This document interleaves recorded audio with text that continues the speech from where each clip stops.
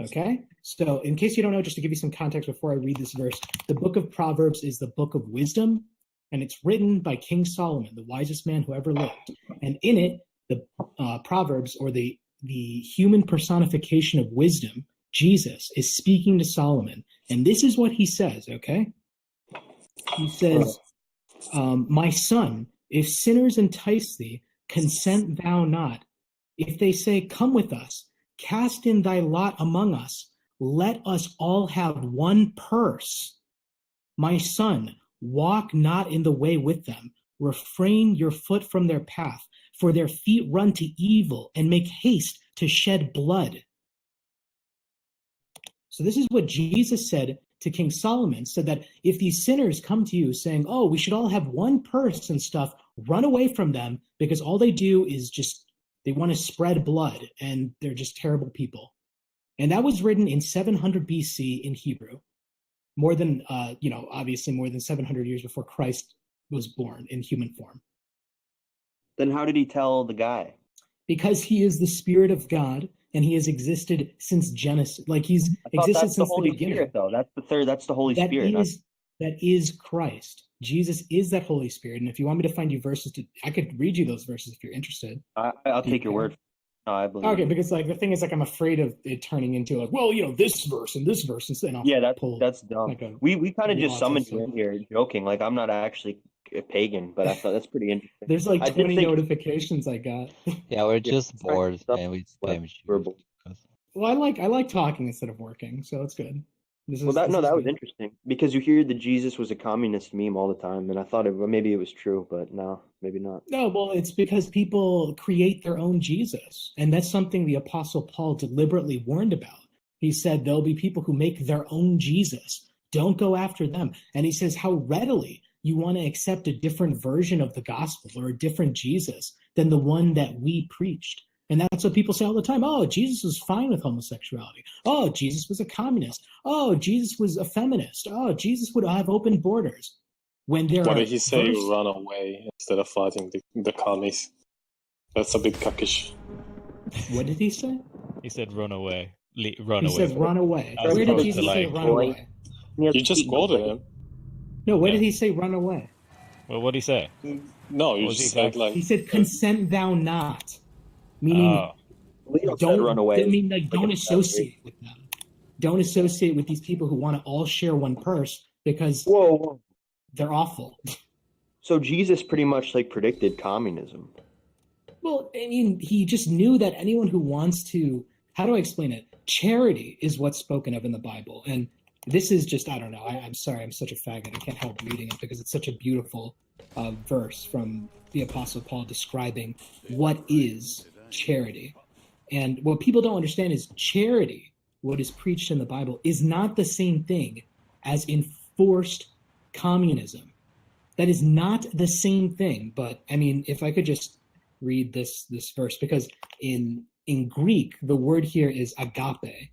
So everywhere I say charity, imagine the Greek word is agape, which means this is the kind of love that God has for us, okay?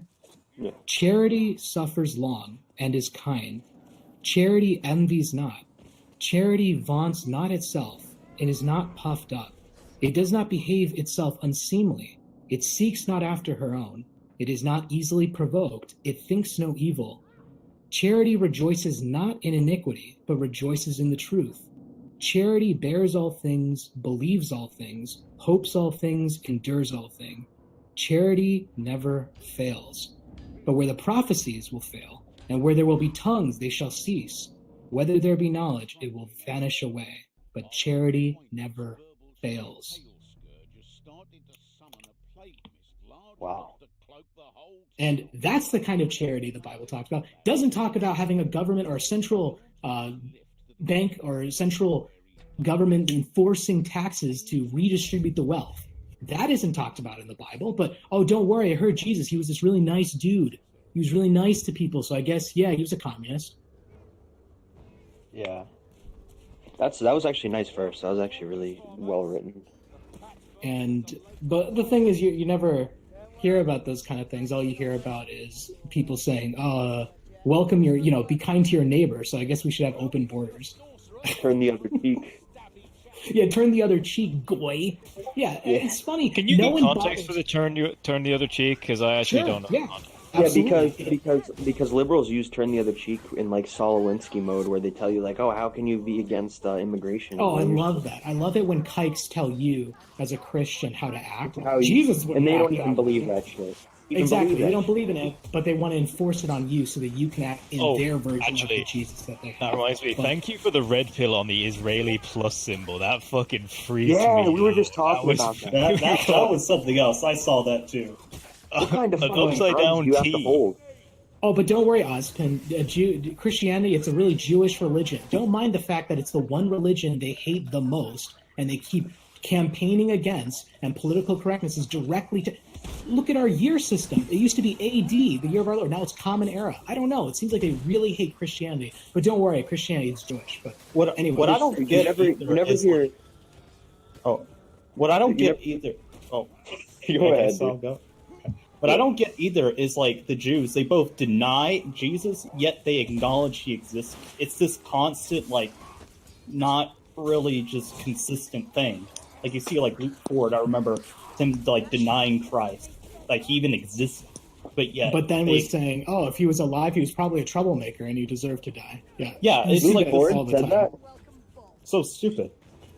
But what they say all the doesn't it time. make sense? It's interesting though. Leo said that like Jews hate Christianity the most. You never hear Jews like kvetching about based paganism. Like, Right. Yeah, they that don't is convention deep. about Varg. They don't like put up pictures of Varg saying this is the enemy. It's on the I mean, SPL. On the Don't Don't hear argue my with view me. on this. It's basically Jews. I would say Christianity at this point is proxy for white identity, and the Jews fear that. But either it doesn't really matter to them too much whether we embrace Christianity or not. I mean, they're still That's in why control. they've been campaigning against it for the last 50 or so years in this country. Well, you're not in the United States, but I'll have you know. I Even am. mentioning He is. Christianity. Well, just Oh, no, yeah? he's Okay. illegal, but he's still here. Oh, you don't sound like you're in the United States. And He's you don't... originally from Brazil. No, yeah. Oh, okay. Gotcha. I moved in at like Um, 15 years old. got a year until I call ice on him. You're how old? 15. You're 15 years old? Yeah. No way. No way. That's No, bullshit. I was. Oh. Hold on, I was. Yeah, Oh. I was you born were. in Everybody 88. here was 15. Oh. 88? You said that you weren't. Yeah. You were like in 20s or whatever. And I'm just like, No. what? I'm 30. I am Been 88. The 88 is not Hitler, and I've said that. It's not Hail Hitler. It's the year I was born. All right. Cucked. I just, guess. oh my gosh. But wait, to answer earlier, you guys were asking for context of turn the other cheek. It has to do with the historical context of the time. When someone smacked you across the face that way, right? They did it with their right hand. If you turned the other cheek, you would basically force them to smack you with their other hand, which to anyone else who's watching makes them look bad. And that's the point. You're Well, not that's supposed to, if Yeah. I may finish, you're not supposed to idly sit by and just let things happen. Oh, let them just trample all over me. No, you're supposed to expose evil. You're supposed to make everyone aware, which is what I try to do with my streams, about how many awful things that are happening from the synagogue of Satan, the kaikish philosophy that's being spread everywhere, the hatred of Jesus that is, I don't know, normal in people like Ozpin. These kind of things you need to expose and show to people, Based. and No, that's yeah. not turning the other. That's Well, not like Leo, letting people walk all over you. Hold on. Leo, you can say that. I mean, like, to be honest, Jesus was a prophet for the Jews, not for the rest of the people. He wasn't a prophet. He was rather much more than a prophet. He was the He was Messiah, like, he was the Messiah that was supposed which to. is what? Do you know what that means? Do you know what that Yeah, means? In he was Hebrew, supposed- that means The anointed one. yes, the anointed one. And do you know what the anointed one means in Greek? Oh, it's Christ. Oh, so what, you know, if you really want to get down to it, you could say the Old Testament Jews were Christian, but I'm not going to bother with that because that would make a lot of people freak out No, because they don't no, understand. I'm talking about that. He was essentially sent to the Jews rather than the rest of the people. So, No, but they- he was, but they like, of course, they refused them and like killed them in the end. But if you're talking from like, for example, some kind of a pagan cock, they will say that they have a right to say that, oh, he's not our Messiah. He was the Messiah for the Jews. Incorrect. Because why is that incorrect? let me explain to you. What people fail to realize is that Judaism was not an exclusive religion, and there are several verses in the Old Testament that prove this. For example, in the book of Exodus, when they were fleeing from Egypt, did you know Egyptians actually converted to Judaism? There were some Egyptians that weren't slaves that traveled with them and converted. When they were slaying the Canaanites in the land of Canaan in the book of Numbers, there were some Canaanites who converted to Judaism. Right? Judaism was not a race-based religion. It was a religion, period, meaning a worship of the true God, whose, by the way, his son would come into the world and redeem all of mankind from sin, the Messiah, the Son of God. And in the Old Testament, there are verses that explicitly name the Son of God. If I could read several, like, unless you guys care or you don't care. I do, but I want to go into the ethnic religion thing because that is something, like I do kind of believe that secular Judaism is a thing. Well, they are ethnic. If I may explain to you, like, my opinion on it, Judaism is just or as we like to call modern Judaism, is Phariseeism. It's a religion. It is not a race. It does not matter that a vast majority of that Phariseeism is from a particular gene pool. Doesn't matter. Luke Ford already proves that. He's an Australian and he's a Jew. Like, it is a religion. Yeah, but isn't there passages about people who convert to, I guess, Phariseeism in this situation, to being a Pharisee? Isn't there that they are not considered the same? Like, isn't that a thing? In the where Bible? you're not No, not in the Bible, in like the Torah. In the Talmud. Oh yeah, in the Talmud. The Talmud. So anything not, because if you read the Bible, you understand the most important value of a person isn't their genes and stuff. It's their devotion to God. And the thing is, the Talmud flips that and says, actually, boy, did you know the 10 Commandments only apply to other Jews? Everyone else are goyim, they're cattle. So it's okay to lie and steal and kill goyim because they're not human. So they don't, the 10 Commandments don't apply to them. So it's okay to do all these things because they're goyim, or cattle. The Talmud is this extra biblical text that came hundreds of years after Jesus Christ. I don't know, many people don't know that, but it's not an ancient Old Testament thing. It came around 200 AD. You can look that up on Wikipedia. That isn't like a very controversial fact. It came hundreds of years after Jesus. And Jesus is talked about in the Talmud. They say that his mother was a whore. They say that he is burning in hell in boiling hot excrement, is what they say about Jesus. That's what it says in the Talmud. But don't worry, this is an ancient document that's from the Old Testament, right? The Old Testament Jews, they follow the Talmud, right? Good guys. Yeah. But those are the Jews who win an argument with God in the Talmud. They literally beat God in a debate. It's fucking amazing. Super amazing. Yeah, the thing is, this is so crazy when you're talking about. I mean, I should be doing my stream instead of working on my project, but the next stream I'm working on is Jesus in the Old Testament. And this is just one of the verses that's from it. The same book, same Proverbs. So Old Testament written in Hebrew. And in it, you find out in the New Testament that God created all things through his Son. Like, he sent Jesus to assemble the mountains, the rivers, the trees. That when it came to Adam, if you read Genesis and it says God breathed life into Adam, it was Jesus who actually breathed life into Adam, right? So you find out all things are made through Jesus. But that's in the New Testament. You might say, well, whatever, that's some New Testament thing. That isn't talked about in the Old Testament. It actually is. So the same book, Proverbs, chapter 30, written in Hebrew, hundreds of years before Jesus was born. And I'm going to read to you this one verse. Who hath ascended up into heaven, or descended? Who hath gathered the wind in his fists?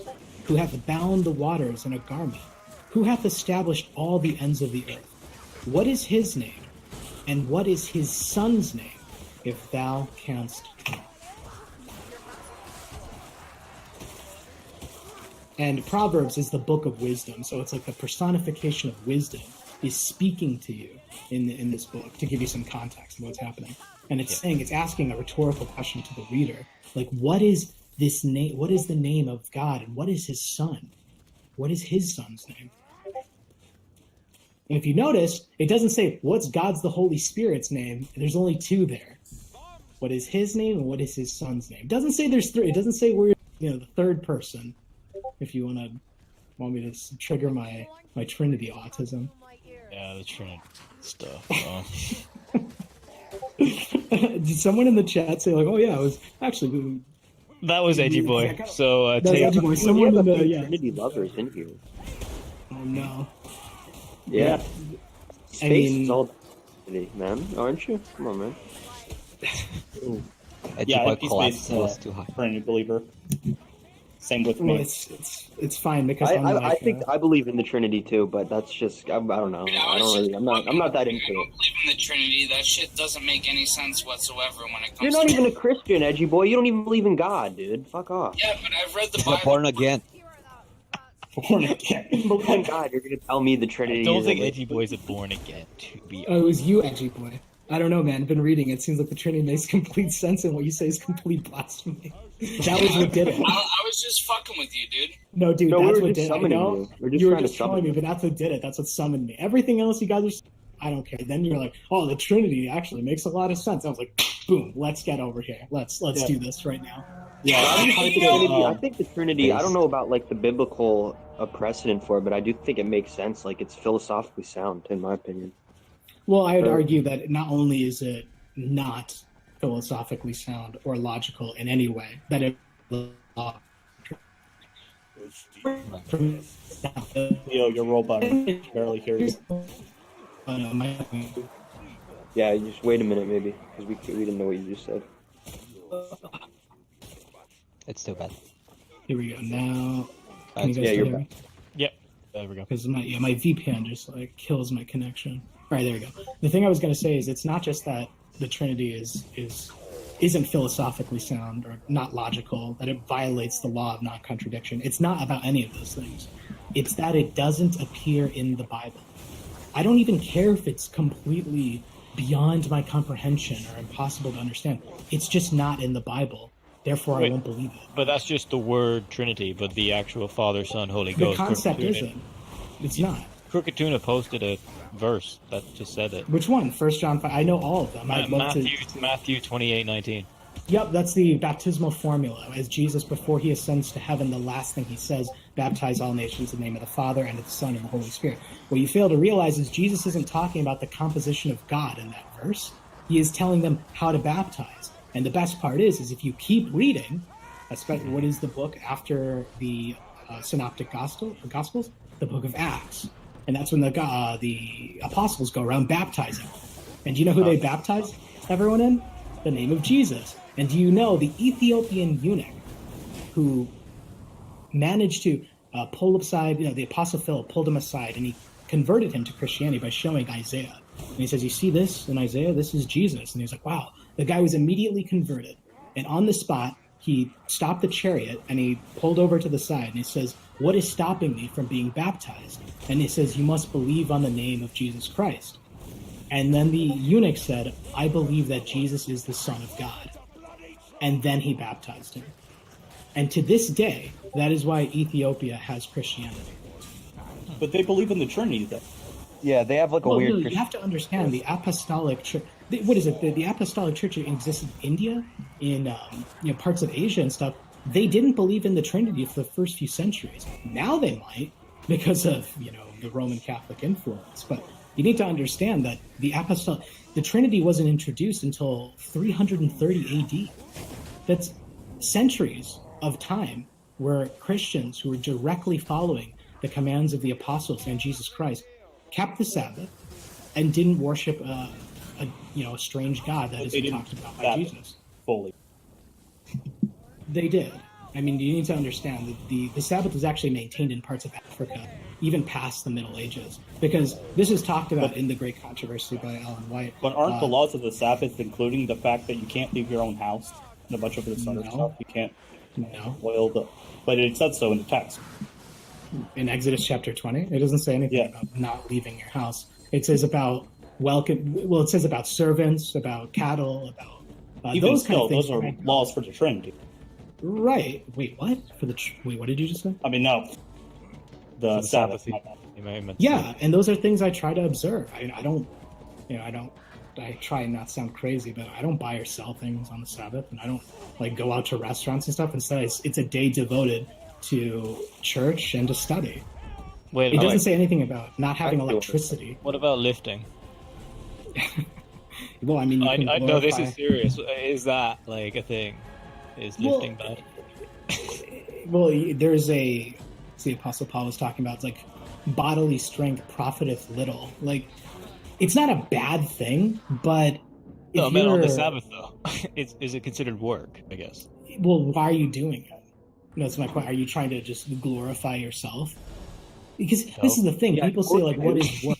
People say, what is work? And the thing is, it's just anything that's not of God. Because by definition, rest is a time where you should be just not worrying about your job, about your finances. It's just one day to disconnect from the world. Now, the Pharisees, or as I like to call them, the synagogue of Satan, they don't keep the Sabbath of the Bible. They worship Satan on Satan's day, Saturday. I don't know if you know that. And I was speaking to Luke Ford about this. I got him to admit this. He said that the reason why they don't actually use electricity on that day is because of fire. Because they believe, oh no, we can't have fire. And I'm not going to talk about how fire worship, sun worship, and stuff is actually one of the oldest forms of idolatry that's actually documented in the Bible. But I also got him to admit that they use Shabbos Goyim. I don't know if you know that, but Pharisee Jews, they have Shabbos Goyim. They have helpers, non-Jews, to do things for them on the day of the Sabbath. Now, Constantine, you read Exodus chapter 20, and you know what the fourth commandment says. How is that any different from having a servant? And I asked him about that. I asked Luke Ford about that, and he said, oh, well, we don't pay them on the Sabbath. Oh, okay, so it's better. You don't even pay them. They're just around. And he said, well, what we do for the Shabbos Goyim is we kind of imply that, like, oh, this room is kind of Well, yeah, chilly. that's just working around the law that they've always been doing. Which is ridiculous. It is ridiculous. And all the wires. That's the best. Do you Is know that about where the the term wires? Shabbos Goy comes from for Sabbath? yeah, Shabbos Goyim means Yeah. like a Sabbath helper, or like a Sabbath cattle. Do you know about the strings and the wires? Yes, No. the Eruv. Yeah, the And stuff the- that they put over so everytheverything's considered a house or something like that. It's Yeah, fucking, that stuff is great. Actually, I'm The trying to term find. God. Jesus talks about. Damn it, where is this? I'm trying to find the verses. Jesus actually talks about how the Pharisees made the Sabbath such a burden, and they forced people to fast on the Sabbath. Back in Jesus's day, I'm trying to see David Showbread. I need to find. I don't like quoting secondhand. I just want to find the actual verse. David Bread, and if I just search. What? Man, I can't believe I can't find it. Guys, I'm a fake Christian. I don't actually know any of the Bible. Like, I don't have any of these. I knew it. Crooked Tuna just said, you just put a message in that I wouldn't mind an answer to as well. What? Let me see. It's about the word mystery in regards to, Oh, the mystery of Christ. Yeah. Listen, I have nothing against the word mystery. In fact, not just in Ephesians 3:4. There's Ephesians 3:9, or was it? Some of the apostles. No, there's other verses where mystery is used. I'm not against the word mystery. My problem is how mystery is attributed to God. The composition of God is a mystery. And the way I'm going to explain this is how in another quote from the Apostle Paul, let me pull this up. Yes, I found this. So this is 1 Corinthians 14:33, same author, Paul the Apostle. 1 Corinthians 14:33. Can I spell that correctly? Okay. This is what the Apostle Paul has to say about the God who. He says, "For our God is not the author of confusion, but of peace, as in all churches of the saints." Meaning the God that we worship shouldn't be this bizarre or strange mystery that's beyond human comprehension. Meanwhile, the Ephesians quote that you're talking about is explaining the mystery that is in the Old Testament, meaning the actual Son, the Messiah, that would come into existence, that is embodied in Christ. And that's not the same thing as saying the God who freed their ancestors out of Egypt is a mystery. That's not the same thing as saying the God of Abraham, Isaac, and Jacob is a 3-in-1 God. Like, do you understand? It's not like I'm completely offended by the word mystery. I'm just troubled by how people attribute it to understanding God.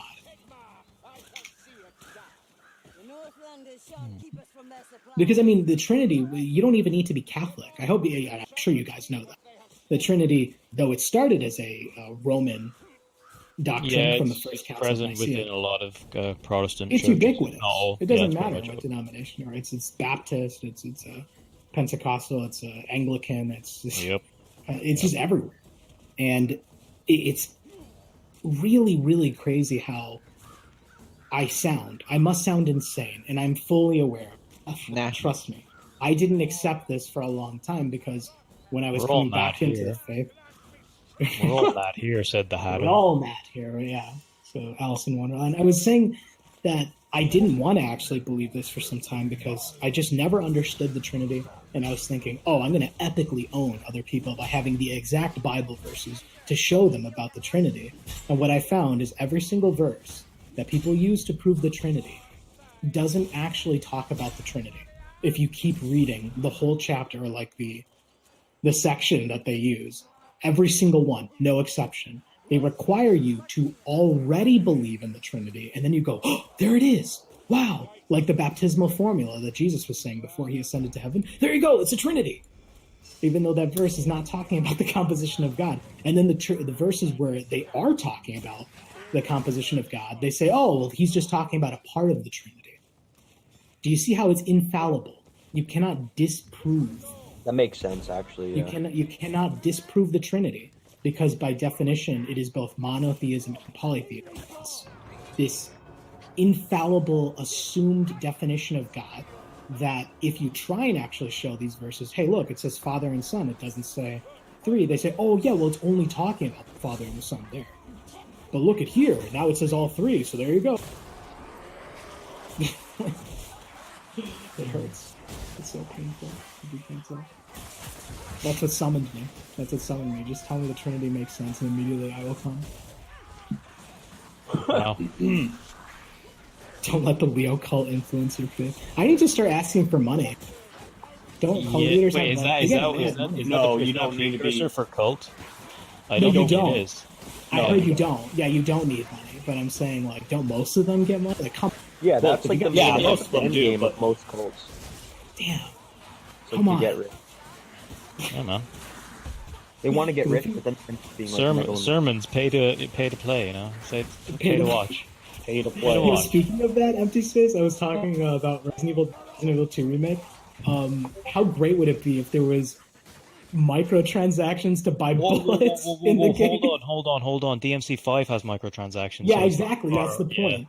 Is because Oh. I heard about that. I was like, dude, what if Resident Evil had microtransactions to like buy bullets and healing items in game? If they had these They're gonna do pre-order bonuses where you get like a really good shotgun at the start of the game. That's what I think.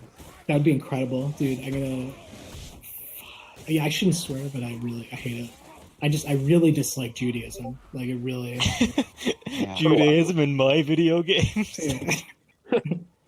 The idea of someone just buying a game one time, paying it once, and enjoying it sends shivers up and down their Hebrew spines. They're like, oh no, how can we possibly shake more money out of them? Oh, we gotta put microtransactions, day one DLC, and all this stuff. This is what happens. Episodic games like Episodic. Revelations 2. Have you played Revelations 2? I actually didn't. I played a demo, but I didn't play the full game. It's just, think of this word salad. Day one DLC microtransaction episodic loot boxes, just like this. Where we're Bird going. salad. Insane. But people eat it up. Ah! That's where we're going, mate. Where are we Only dropping? gonna get worse, eh? It's only going to get worse from here. It's a downward spiral. 100%. Life, sir. Where's everyone going? Bingo. Oh, you didn't watch the first stream, which was okay. Did you watch the second stream that Ian kept doing? Yeah, I saw the sign kept dying over and over. Oh, In the he future, was doing all very games- well. He was doing really well. Yeah, he's playing on professional. You got y'all niggas that say, "Oh, you Hold on. Yeah, that's Yeah, smart. but he didn't use the TMP. Hold on. This is more important. Did we just sub in Exigentine here? Oh, Yes. hey there. Oh no. Oh Fuck no, off. not round way. two. ABC said that Why he is wanted to everyone continue saying his no? debate with you. I I had like- to just I pull like this. I had to Exigentine. just put this on. No, Hey, no. I have absolutely nothing against Leo. No, Or, ABC. no, let's Yeah, Dude, ABC. dude, everybody mute except for fucking ABC and Exigentine. Oh. Let them go at it. I have nothing Not to to go at it. I've got nothing against ABC either. I do. I have you something. guys are. I got something against him. I'm just kidding, dude. You're alright. I think you're gay, but whatever. I think you did too much. I think, honestly though, I think you should never do drugs again because I think it messed with your mind. Like I can tell You know what? You're probably right, and well, I don't do them anymore.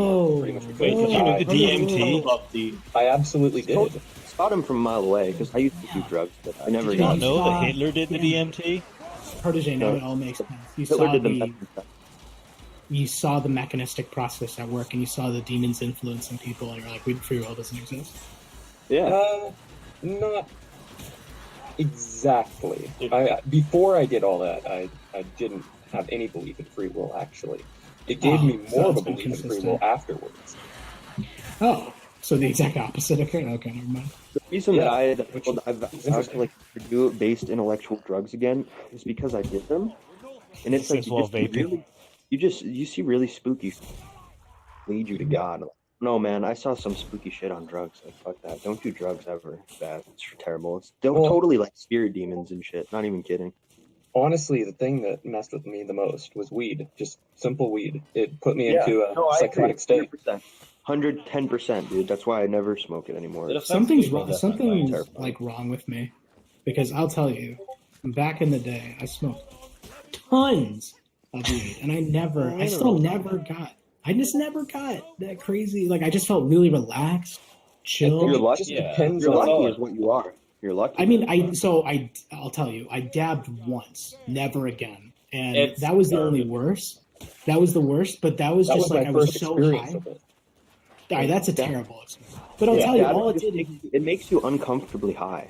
Yeah, all it did. Yeah, exactly. I just felt really uncomfortable. Like, wow, I really can't wait for this to end. Oh my gosh, time is going so slow. But that was it. It's not like I Yeah, traveled into other dimensions or saw demons or anything. Like, I don't understand why people act like weed is like the craziest thing. I mean, I I obviously think don't if you do if it. you already have like a weird brain, it just makes your brain weirder. Yeah, Like I remember exactly. the only time I did dabs, time went by so slow that eventually it felt like I was going like back in time. Like it was just weird, man. And then I saw like Yeah, I don't know, man. I don't even like it's just weird. It's hard to I even mean, at one explain. point I was with a group of friends, and then suddenly they all started turning into demonic entities, and that was Yeah. no Why fun. you like, why not you literally smoke for the me. Dodge? Yeah. Yeah. What? Oh yeah. Did was- you wow, literally that's- smoke You had a like floss weed? when you dabbed? Me and you were twins, bro. Brothers in time. See, this is the problem. All the weed I got was sourced directly from Northern California, the Silicon Valley of weed. You guys probably got like some crazy Jamaicans This was laced in with this was in the Bay Area, My California. friends never got weird on it. what? I don't get it. I don't For know. me, but it only started getting weird after I did like actual drugs. Like I Yeah. used to smoke weed, and it was like Exactly. fine, and then I did like a real drug, like I did acid, and then I could never smoke weed again. Okay, It well, started- I've never gone that far, so that's probably. It, Yeah. it really started getting weird after I did a research chemical that I found online. Well, See, there you that's the go. problem. Some of my friends were like, "Oh, dude, you got a micro." I tried some microdosing LSD. I'm like, "No, thanks. I'll pass. I'll never do that." Don't ever. I take it from me. I've done it. It's not fun. It's just spooky, especially when you're like when you're like a super Christian. You're not gonna like it. It's really spooky. Oh no, Yeah, well, my theory, purely from a sober perspective, is I like to imagine like the veil is lifted, and you can see the spirit realm that's layered on top of the physical realm that we see is exposed, and you get to see all of the influences that is taking away, or like the great controversy that's happening right in front of us. People's free will being influenced by demons, angels fighting on behalf of people, demons pretending to be angels tricking people. Like, it's just awful. Like, It really got me interested into seeing the occult. Actually, You see like decrepit men for what they are, like influence and just like beaten down and just being little more than like apes. It's really spooky, man. I don't know. I remember there's this one girl who was like really, really on it, and she was like lying all over me, and I would like kind of wanted nothing to do with it. She was, not really. I wasn't really into her, so I just asked. I was really high, so it's like, I don't know. I probably shouldn't have done this, but I asked her like, "Can you see what's influencing people? Can you see like what's happening?" And she was suddenly like, and then she was just like, "I don't want to talk about that. I don't see it." It is like that, though. really- You hit it spot on. And the fact that you've never done it and you hit it that spot on is really weird, actually. Well, I've just read a lot of seen a lot of testimonies from people, and it's eerie how much they jump for something that should be completely, an individual psychedelic experiment. But lots of people have common experiences, and in science, that should be qualitative data. You can take a lot of these things and go, like, wow, there's probably something to this. And I see that, I'm like, I don't want to do it. That sounds You can get just as much from reading about it as you can get from taking it yourself. Like, there's no point to ever. I think if you want to reach certain states of like spirituality, just simple meditation or a prayer or whatever you do to reach those states in your mind are far more effective and far safer. But it's not as sensation It's not as seeking. fun. It's not as fun and epic and tingling and cummy feeling and great. Sure. Epic. Okay, this is epic. Yeah, this is epic. Totally epic. Are you trying to summon Diogenes Edgy? I was Yeah, waiting for the Jews are good IPS2 people. and I got a fucking Joe Rogan podcast. What happened here? Oh, Joe Rogan. I would definitely really, disagree guys, with I you, like- really need this homework, but Go. Wait, Leo, have you seen demons before? no, I have not. Oh, You're a lucky guy. yeah, I- you're pretty lucky. Well, the way Like you trannies? should never speak to them under no circumstances. Don't engage in any kind of conversation. No, dude, don't you watch Well, Space no, Station? It tells you the demons are good beings that teach you No. things. Oh yeah, dude. I think the better way to put it is don't listen, because they will speak even if you didn't speak Oh to yeah. them. Oh yeah, but that's the point. It's like you just don't in any way address them. And the funniest thing is people are asking, like, Catholicism, religion, look at all the exorcisms they do and how they fight. I'm like, yeah, look at how much they suck at it. Do you see how bad? Do you see how bad they are at it? I'm like, Welcoming the demons into the world. they're like, oh look, they're the only ones who are like doing exorcisms and stuff. Like, yeah, there was someone who did exorcisms in the Bible. It was Jesus, not people. Like, you random people doing it. In fact, I really need to leave, but there's one scene in the Bible where these men actually tried to do it, and they get beat up by this demon-possessed man.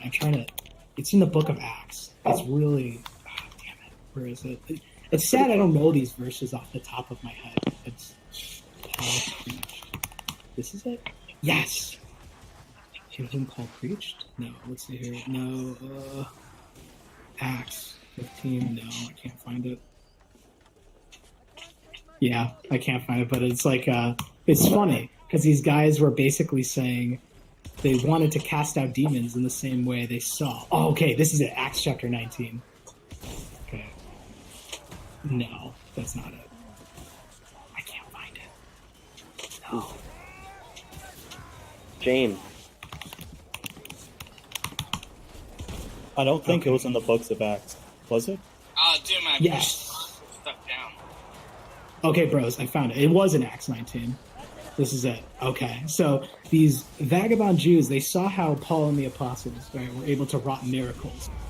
And they were amazed. Like, wow, Paul was able to. So This is from chapter 19 of the book of Acts, verse 11. And God wrought special miracles by the hands of Paul. So let's see here. Then a certain of the vagabond Jews, exorcists, took upon them to call over them which had evil spirits the name of the Lord Jesus, saying, We adjure you by Jesus whom Paul preached. So they're addressing this demon specifically, come out of him in the name of Jesus whom Paul preached. So they didn't want to mess it up. They wanted to make sure they got the right name. This is Jesus who Paul preached. And this is what the evil spirit answered and said, Jesus I know, and Paul I know, but who are you? And the man in whom the evil spirit was leapt on them, and overcame them, and prevailed against them, so that they fled out of the house naked and wounded. Wow. That's an example. That's an example of a failed exorcist. And I remember reading that. The book of Acts. I was like, oh, so they're a Roman Catholic. Because I'm like, you guys ever seen this stuff? They suck at it. They're so bad at what they do. Like, oh, but they're fighting demons and stuff. Like, they're like tossed around and stuff. Like, they suck. I remember seeing it, like, okay, great. So I guess they're Roman Catholic. But yeah, that's So just an saying example. Jesus doesn't BTFO demons? That sucks. Yeah, because you notice what the evil spirit said. He's like, Jesus I know, Paul I know, but who are you? And here's the thing. If Satan is really bothered by your ministry, by what you're doing, seeing that you're asking, how can I be saved? What can I do? He's going to be kind of concerned. He's going to know your name. But if you're a Jewish exorcist who goes around practicing mysticism and all this other garbage, does he even care? No, great. He's under my control. Cool. Kabbalah, right, yeah. Does he care? Practice that. He doesn't even know your name. He doesn't even care. He's like, okay, great. Some person who's just tricked into doing my bidding. Great. You're no threat to him at all. Oh, you're just living your life immersed in the world. No threat to him whatsoever, so he wouldn't care. And his spirits, or his agents, his angels, if you will, they won't care either. So they're like, who are you? I'm not going to listen to you. Like, and they just... So, yeah. I really need to work on my schoolwork. This is what happens. This is what happens when you converse with this week's picks. In the word of God. Well, I was meant to sleep about 7 hours ago, so don't worry about it. It's a good deal. I mean, this is due at 2 p.m. tomorrow, so I got like a solid 12 hours more if I just pull it all nighter. T school cuck. I'm a school guy. That's pretty rough. It's bad. School is a Jewish construct. Don't do it. Literally, you probably shouldn't do Learn it. for yourself. Nah, I'm Nah, don't joking. read It depends books. on what you're studying. Yeah, don't read Play books. Paradox games. Yeah, it Please depends do. on whether you need a credential or not to actually get a job with your knowledge. Me playing video. All you need to be is join me and Carnivore's EU4 multiplayer sessions, and you'll raise your IQ by at least 50 per game. That would require me to actually buy the game. You guys play with all DLC? That's right, we do. Oh, fuck you. We're Shabba's Goyim, after all. Fuck's sake. Yeah, I played one game and got how much? 50 IQ? No, it wasn't that much for me. That's a lot of IQ. Wow, that's pretty good IQ gains on that. Usually takes about putting Now that about Leo's 100 got hours in to do that. real comment for the Trinity. Wait, what's going All right, guys, let's all huddle around and worship the Holy Spirit. You ready? All right. All right. Everybody, get out your pictures of the sun, and just contemplate and pray over the sun. What we're going to do is we're going to spam prayer emojis with sun pictures. Hail Saturn. The Trinity came inside me this morning. Felt pretty good. Such a fucking fedora tipper. I need to find this.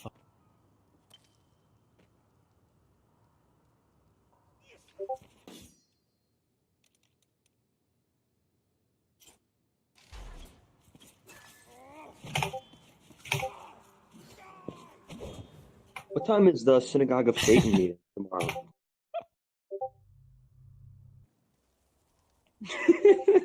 Hey, did you guys go to the synagogue yesterday? Oh, yeah. We should summon Dio now, or Dio, however you say his name. I don't think he's online. Probably drunk somewhere in a cornfield. Well, we did a good thing today. Not really a good thing, but definitely a thing. Do Jews actually worship the sun? I just realized the Star of David looks like the fucking sun. That's weird. Doesn't it? Whoa, Well, that is weird. Well, That's no, fucking... it doesn't. I don't think so. Because if they were worshiping the sun, why would it be a star? I've always heard it's The Saturn. sun is a star. The sun is a star. Yeah, but they didn't know that back then, did they? Yeah, that's just like new terminology, though.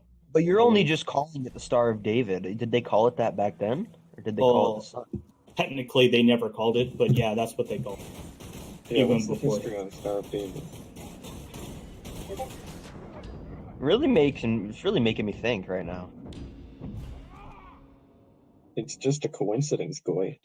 My almonds are fucking activated. And the fact that Shabbos Goy literally means fucking Sabbath slave is pretty funny. I learned something new today.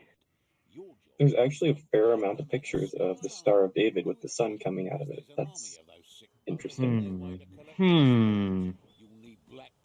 Nothing to see here, Goy. Who's David? Why is it the Star of David? David was David one of the from great the Jewish Bible? kings. Yeah. Fuck that guy. Yeah, fuck the Old Testament because it's full of Jew shit. Am I right, boys? Hell yeah. You're saying the Old Testament is good? Oh. I don't know, man. Jews seem like they're pretty okay in my book. You know what I'm saying? Oh, he's not here. that's Hard-working, He left as wonderful soon as book. I said that. Ah. Oh no, what did I do? It's fine. I think he Filthy actually just bastard realized from I need to Virgin work Voice. instead of just shit posting with a bunch of weirdos online. I really wanted to troll Leo, but then I realized he's a fucking good guy and has interesting things to say. You felt bad, didn't you? Yeah, You you realized should've I went was with gonna... it. When he started talking about, like, what's it called? When he was mad at first, I almost hit my vape on the mic to just, like, troll him. But then he... Yeah, ABC cuck. Straight up. I cuck. did. I don't care. I cucked to Leo. I cooked him. I still like the Trinity, though. He didn't really answer my question, too. I'm No, he still was too evading. much of an That's the occultist only to I go heard in him. with He was that. kind of evading on that. Huh? Say it. Say it again. ABC? Which question about the Trinity being in the Bible? Evading when you asked him that question, if I'm thinking of the same question. Yeah, the Sabbath. Like, I Oh, pointed the out Sabbath. that you can't go out of your house, and he didn't really address the verse. I addressed it though in text. Oh, I wasn't looking. I got at that. Leo's back.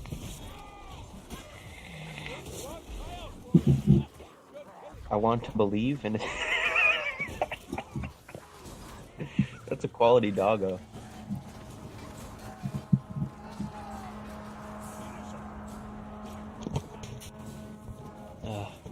I wanted to...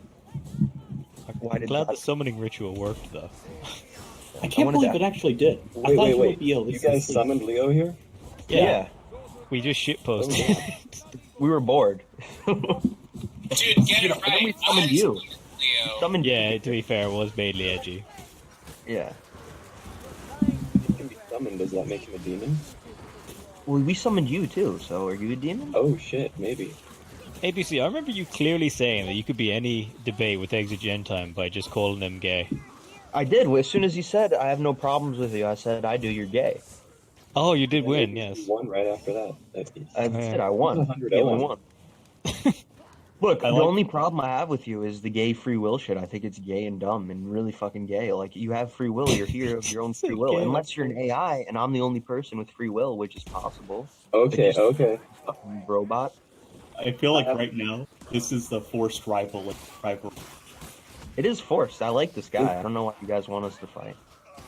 No, I was just calling out that comment that you made. I still do win, though. You're gay. Okay. So here's the thing about free will, though. Oh, fucking Christ. Lord's Bring it on. name in vain, come on now. All right. Basically, my entire debate the other night was poorly articulated from my part. So I The think one. going back to the basic point of contention, what I'm trying to say is we can never know if we have free will or not. But so it doesn't matter which option you assume as well, because even if you assumed you didn't have free will, if you really thought it out, you'd realize just because you can't predict what you're going to do ahead of time, even if it is determined, it means that you are essentially acting as if you had free will anyway, because you can't control the next thought that's going to come into your head. There is no ultimate control over where the things you think your values come from. Yeah, we don't even, you don't really know where thoughts are even coming from at any given moment. And it doesn't matter if they come from free will or if they come from determinism. It doesn't matter in the end, because ultimately they lead to the same result. Yeah, and plus determinism would like imply some greater divine force anyway, so it's not really a black pill to say we don't have free will.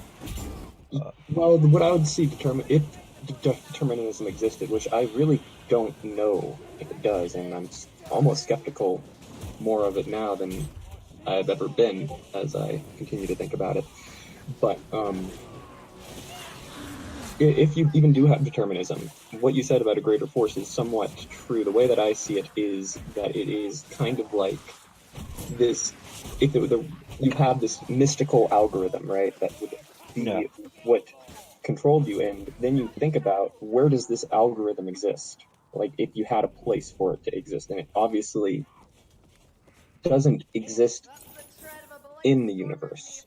It exists as something that it happens in the universe, but there is no physical manifestation of this algorithm. And that's what I kind of see as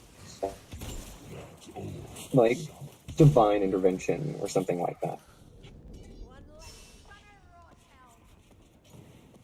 I don't know. That's the best way I can put it. Oxygen, why didn't you take my suggestion? Just it had to be. I mean, it had to. What's that? What were you saying? Why didn't you take my suggestion and just say that free will is a dumbass term and you shouldn't use it to begin with? Right. Yeah. That's actually a really good suggestion. It's mostly an idea of everybody has a different idea in their head when they're thinking of free will. There is no real definition of it. Really, this is gay, because free will, everybody knows what free will means. Everybody has a sensation of what free will is, yes, but there isn't. But try to come up with a definition. I mean, it takes a very long time to actually. That's though, because I would say free will is wow. The definition you come up with is just circular. It's a circular definition. It's like self-referential, yeah. Carnivore, does that have something to do with piss? Because I would know. No, yellow pill is when you race mix with Asian women. Yeah. Oh, no, they're mostly not attractive to me. Kick him now. No, don't worry, I'm completely anti-yellow pill. Don't worry. No, there's maybe like 10% of them look attractive, but that's the 10% you mostly see online. But the rest of them, that's the harsh truth.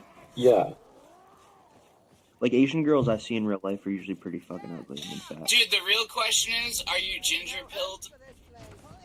Gingers are okay. They're alright. Usually Irish. Yeah, they're usually cunts. Oof. Yeah, that's an issue. I'm okay with Irish people, fuck it. You just said Irish people should die. Howard, you just said we should kill all Irish people. At least they're fucking white. Okay, so yeah. They're not white. Those are white. They're potatoes, though. Carnivore, fuck off. I'm not cucking. I'm telling him right now. So, what's your genealogy? He's right. Look Like, he's my literally dude? right. I'm not cucking. It's still gay, but he's right. I just think it's gay to even talk about this. Like, who cares? I'm the Bavarian phenotype, of course. No, but I'm mostly German and British. Yeah, boy. But here's the thing.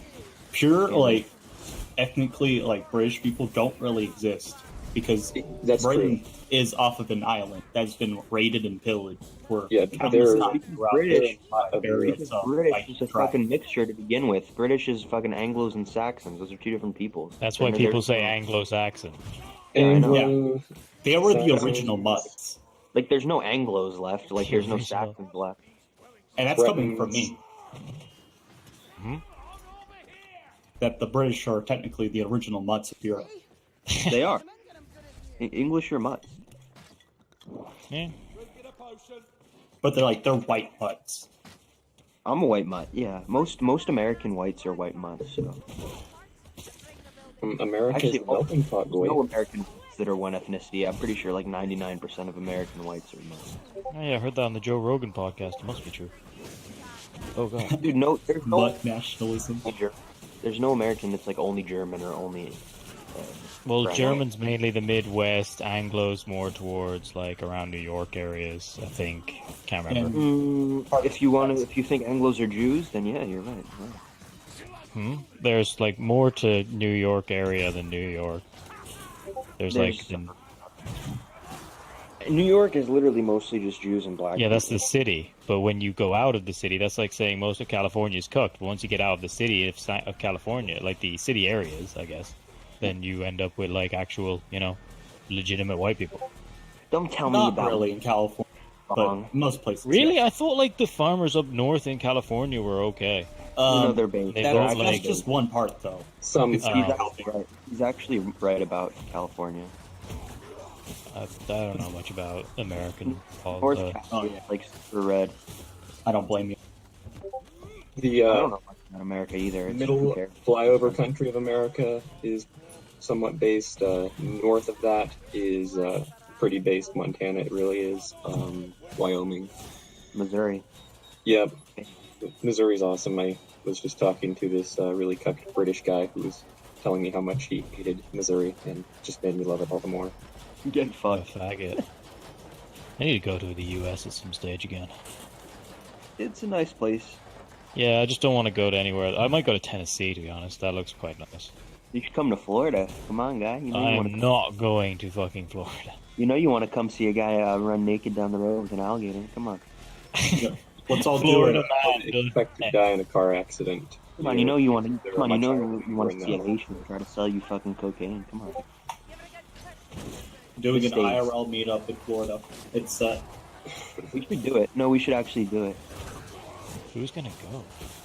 I would. If anybody ever comes to the fucking Cook Island, I'll offer them a room, but that's about it. Nice. Yeah, I've got Cook spare Island. rooms. Everybody here is fucking self-hating. Call your own country Cook Island. Well, I'm not from like 4 different countries. I'm English, so. Hey. Do.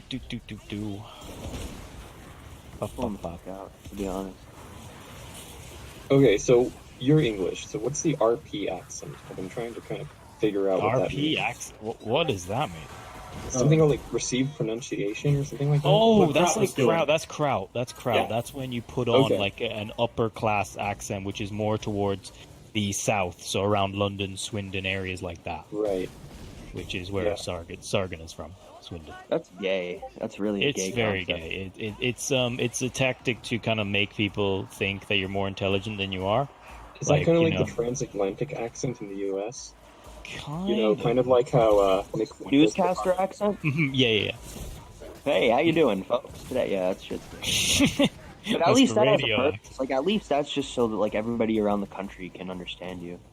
Right, but it kind of Yeah. went out of favor in the 50s, and it's just now it's just basically people who want to sound all old. Oh, you're not even talking about that. You're talking about the old school newscaster accent. Okay. Kind of. Well, Yeah. he just sort of has that. He sort of puts it on. Yeah. I missed that. That was cool. Yeah, That's what It you was think when you think of like basically- American 40s? Yeah. it was designed. There was never really an accent like that. They kind of just created it and taught it in schools, just to get people to speak in a way that was Everybody can understand. American. Well, it was more taught in places like the high-class universities and Princeton, Yale, all that. And then I wish- newscasters took on the accent. I wish everybody talked like that. It is pretty cool. It is. And now nobody has accents anymore, really. Everybody just kind of talks like fucking atomized for. I think the California accent took over. Pretty No, much. ain't nobody. Would you say I'm that's because of Catholic. media, though? Yeah. Would you say that? Yeah. Because I picked up so many Americanisms, it's ridiculous. Yeah, Everybody sounds like how I remember it was in California. Nobody sounds different. Well, the thing is, and also they like essentially pressured every other accent out. Like, let's say you have a southern accent, you get pressured out. If you have like a northern accent, you get pressured out. It's basically just a bunch of like effort, pressure out other ways of speaking. Yeah. I don't even know what my accent is because I spent like half of my Say the upbringing- word egg. Tell me how you say that word. I can tell you what your Egg. accent is. egg. You've got a California accent. No, Egg. I've never been to No, California. but from the media. When you say the word egg, there's basically two ways to say it. California and the rest of English speakers. EEG. Egg. You say egg or egg. Californians say egg like an A. No, I say it with an E, like egg. You're kind of you're closer to that for that time, but My accent is like a mixture, but it must be a mixture between New Jersey and Florida because that's pretty much where I got my shit from. I don't know. Jersey. New New Jersey. I'm from New Jersey. Aren't you getting tired yet? Chowder? Did he just say chowder? Get some fucking clam chowder. I recently met some people from New Jersey. I thought they'd be assholes, but actually they were pretty cool. I don't know if they were cool. New Jersey people are shit and cancer. Self-hating New Jersey. I have a job where I people totally tip, converted and they to tip flirt pretty well, so that's all I that counts. totally converted to Floridian culture, 100%. Americans tipping. Oof. Don't understand that. Oh, it's so bad. The way that my pay works is my company gets to pay me below minimum wage, Yep. and then they take money out of my tips to make up for that. Nice. And then I just don't tip you because it makes no sense. And we all have fun. Basically, You're a servant. wage cutting to the extreme. I only tip cute girls who are nice to me. If I'm being- I don't know. But you That tip probably makes you look standard, worse to but if them, to you're be like- honest. If you're cute and you're nice to me, I'll give you like I'll give you a nice fucking tip. You gotta get get like that an extra negging in there, man. 75 cents if you're cute. Is it true about the chasing people down the street if they don't tip? No. I've never seen that. Yeah, that's always like a meme in the UK.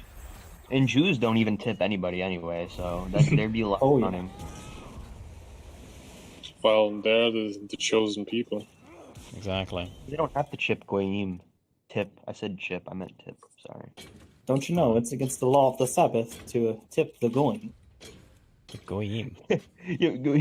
We don't pay them, so it's not work. We don't pay them.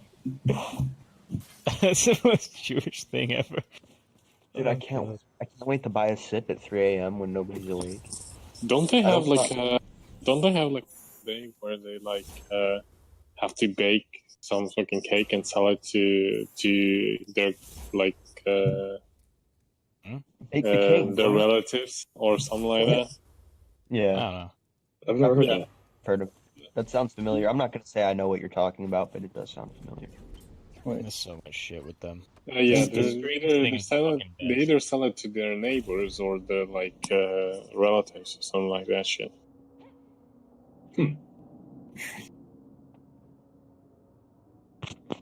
Wait, didn't you just say you believed in the Trinity? Who are you, Dark Ghost Twin? I do, but it's NPC tier. It really is. I know I'm an NPC, so I don't care. Oof, another NPC. Well, no, an NPC who knows they're an NPC, like that's a bit. Isn't that counter? Like, isn't that Then I'm not. Then are you telling me I'm not an NPC? Because I'll take that. Run with it. Yeah, NPC. No, you're not an NPC. Nice. Probably. Probably. Well, what you could be. Like genuinely, sometimes I think about this and I'm like, am I just fucking an NPC in like some weird? I don't know. Here. Okay, I have a theory. Some NPCs are just coded badly, so they default and they just break down in their coding, like ANCAP. ANCAP is at least was an NPC, and you just know that. Oh yeah, of course he was an NPC. So hopefully that was good. Whoever made that deserves a fucking prize. Dude, the little fist, that's so fucking funny. Wait, what's that? Oh my god. The little fist makes it, because it's like, he's got no expression. It's like, yeah, I will move a limb, and that will show my behavior to others. Is that Programmed. an AIDS ribbon? Let me double check. I believe so. I know that's breast cancer awareness. No, I the believe. breast cancer one is pink. Oh, is it? Yeah, I thought yeah. they were the same ribbon. Okay, so there's like a bunch of red ribbon. Red rocket. No, we don't want to look up that. No. So looking at there, Goy. Red Awareness ribbon, symbol wasn't for it? Okay, I've got it. Solidarity with people living with HIV/AIDS. I knew it. Yeah, it was Oh, yeah. the Solidarity. Solidarity. Oh, that reminds me. I was watching like me and my girlfriend were watching the Survivor shit like for Bear Grylls, and there was like this black faggot who had colon problems because he ate like high fiber stuff on the island, and like I wonder why. I wonder This why nigga he would eating have beans problems. every day for every meal.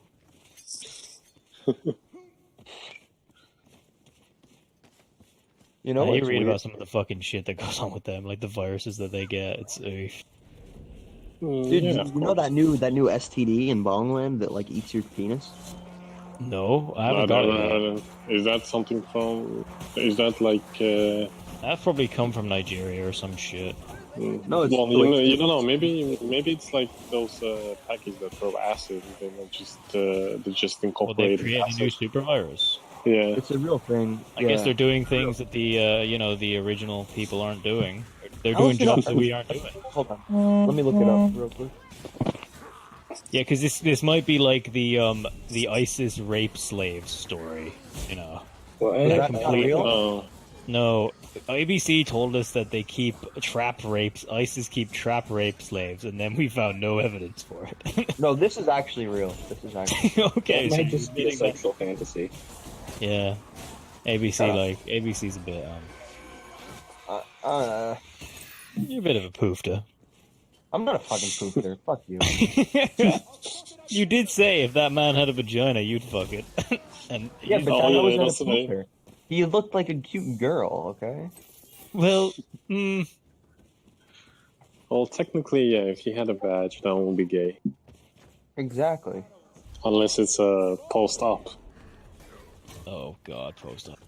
What if it's a? Have to bring that up. I'm gonna stop right now. Oh shit, it's 5 a.m. Nice. Flesh-eating STD allegedly reported in England. You have no idea how true that is, Lancashire. Johnston. Flesh-eating ulcers. Ooh, God. Well, Another- that's what you get never for fucking being a touch women. degenerate.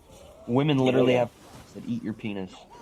I actually think that like more STDs is a good thing. Oh yeah, I'm all about cultural, social Darwinism. Just let natural selection take its course. Exactly. I mean, the only problem is that they're all going to be using my taxpayers' money to Right. Keep him alive. You gotta keep him alive, guy. Yeah. Don't yeah, pay your, gotta just keep don't them pay your alive. tax. How many of these do you think are actually engineered viruses? No, I don't believe that's real. Do you wait? So, are you talking about the whole AIDS was created by the fucking CIA thing? That's a fucking spook. I mean, that one I'm not as sure, but let's take Lyme disease, for example. Lyme disease. He's Wait a actually- second. Wait a second. I'm gonna go into the kitchen, grab some foil. Just wait for me. You No, are right about Lyme disease, though. I did the read guy that. who was apparently a researcher at the CDC, was it in Pennsylvania? I forget where Lyme disease started. Somewhere. Yeah, Pennsylvania, yep. Yeah. He worked in Pennsylvania, and he would often go on hikes in the forest. And he worked specifically with their, I believe, genetic engineering or something like that. I don't know if it was ever really fully disclosed what branch of the CDC he worked for. But basically, he was caught releasing ticks out there, and soon after, Lyme disease got started. Yeah, before we deep dive into this, Edgy Boy claims that the black race is an engineered race. Created And by you know that melanin is the most gonna powerful screenshot chemical in that. the universe and I provides all screenshot that. energy. Well, You know you know, the Shelby melanin boy is one of the does it most again. valuable resources. You guys know the- you guys know Worth the its weight in gold. Or the Nation of Islam. I mean, the whole like black American Muslim people. Oh, yeah. that I fucking don't- shit. I'm pretty They sure bel- that was started by Russia as a counterintelligence operation. Anyways, they believe that that ancient black people invented the white man in a lab, an ancient I always lab. love that. Yeah, that's a Yakub. Yeah, Yakub, That's a- yeah, my man Yakub. Who the albinoids is actually what we're Islam called, was not like white people. a Russian hack. Exactly. Get woke, bro. Exogentime, the Nation of Islam is like a Russian hack virus. Sort of. It's a Soviet Oh, virus. what the fuck? What the fuck? What is Basically, a lot of the Memo. top guys Memo. who started Nation of Islam and the black figureheads had ties to Soviet agents. I don't have the copy Oh, like pasta Obama. on hand, but there is some degree of evidence towards this, and I find it actually very explanatory, because if you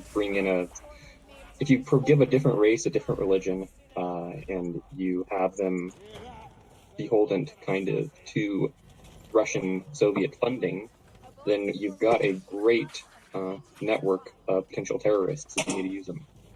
Exogentine? Did you know that the Islam was in Africa for longer than? Oh, absolutely. like, But the blacks who came over, No, Nation of Islam is not, No, is not like- Muslims. It's of different. course, yeah, of course, Islam existed for a long time.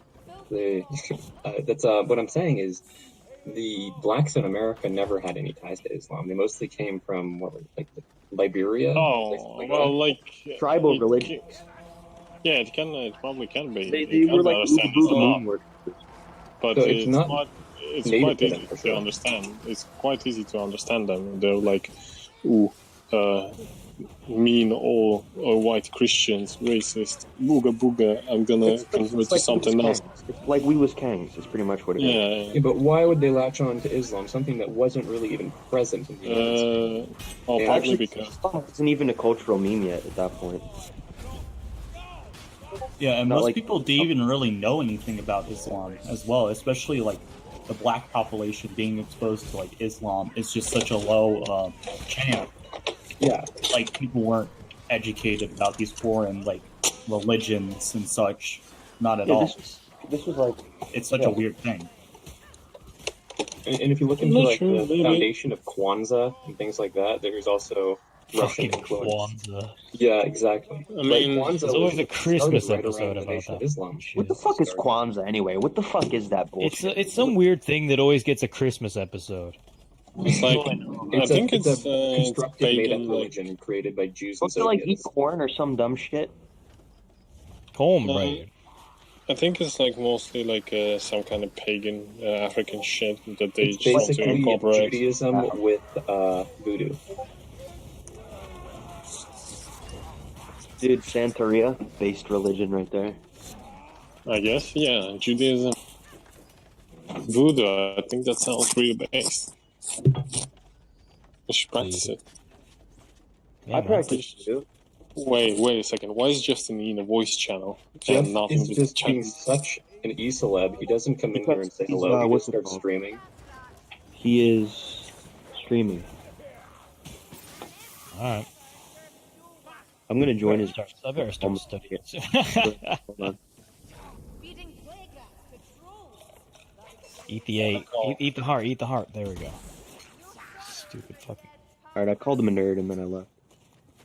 nerd. I called him a nerd. Left. Got him. Dab on him, bro. It's gen time. I didn't even have an epic debate with him. Nice. Was Exogenton gone? Oh no, I just went to call him an e-celeb. Oh, okay, I called cool. him. We should all call him something. It should be like a ritual. Do it. I still can't believe that word. Who hasn't gone in there and called him? I'm playing a video game. So Oh, Leo didn't. Leo's best. Leo, you should call Destiny Eastmore. You know what you should do? You should just say that Yuri is shit in chat and he'll come in here. You're right. That took so fucking long. Oh, right. God, oh god. Fuck this video.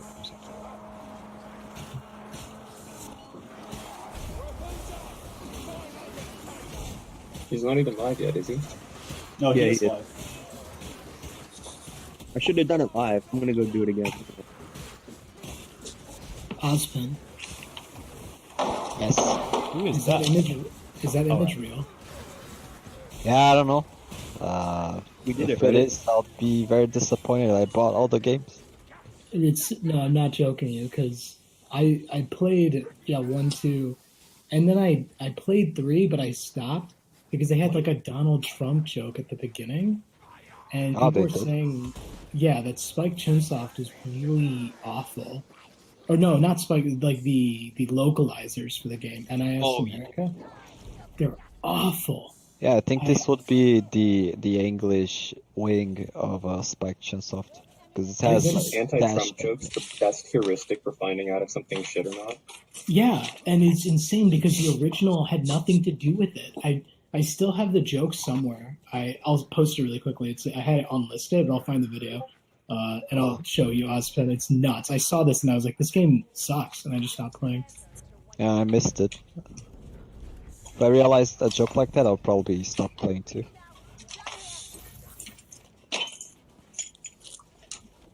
Hey, I There mean, was a bunch of stuff NPCs about can't take there was a that kind bunch of of stuff about feminism in fucking Persona 5, which kind of bothered me. Remember that? Yeah, I'm pretty sure that stuff was edited in. That was completely edited in. People on V were fucking pissed about that. Yeah, because like these dub sort of studios do that all. And I love this cooking with carnivore. Oops, shit. Mute your mic. nigga. No, I love this. No. I haven't actually played any of the Persona games. Was that really a Trump joke though? I mean, it's just Honestly, dictator or something. Famous now. I called Jeff a nerd on stream. okay. Exegete time. Yeah. Persona 3 IMO has the best story, but like, don't play that game. Or at least Oh, like, alternate facts and fake news. Okay. Yeah, I missed that. Shit. and also, Persona 5 isn't that big of a meme. I know Also, some people. Persona games, so they're actually bad and not good, and it's really unfortunate that people They're like an RPG, right? JRPG? They're 60-70% visual novel, and then yeah. occasionally just this like anime. Hey, there's nothing wrong with visual novels, Leo. Yeah, I would argue that as well. I mean, yeah, if they're good. Unfortunately, Persona isn't. So, But that's the Persona problem. is good. Therefore, you're Persona wrong. is- Yeah. Persona is good, therefore wrong. Perfect. Edgy? Damn, I didn't account for that. I didn't account for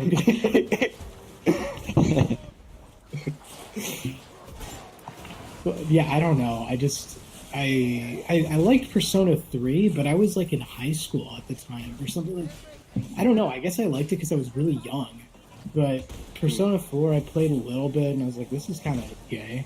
And then Persona 5, I streamed all 116 hours, and just because Fatless said, "Oh, you can't stream the game," so I deliberately set up an external capture card to bypass the streaming thing, and I streamed over 100 hours of Persona 5, and I hated every minute of it. It was an awful game. I Based. think too much life, though. Like, the main part is just, choosing your favorite waifu. I don't understand what the issue is. Oh, it's a waifu simulator? Well, there's a lot of waifu stuff in it. And I mean, not even if really. you don't think Haru's the best, then I don't know what to tell you. I mean, Kawakami is for the mommy. Yeah, but isn't she, she's used goods, though? Yeah, but... I'm fag. Someone just donated $50 to Jeff again. Oh What? my Is the days. pay pig out again? I guess so. Maybe This it's is roots. weird. This is strange. You gotta get They your gave cult them in action, fucking dude. $800. It's insane. $850 for these like really niche streams. I love it. No, I wanted to You keep better going. buy a great mic with that. Oh, he's just gonna keep the old mic. Yeah, because then somebody would pay him to use the old mic anyway. No, I just want him to buy an awesome mic and just never use it because we all want the old mic. It's true. I paid him $1 to use the new mic, and then somebody immediately outpaid me. So, Halsey spec up.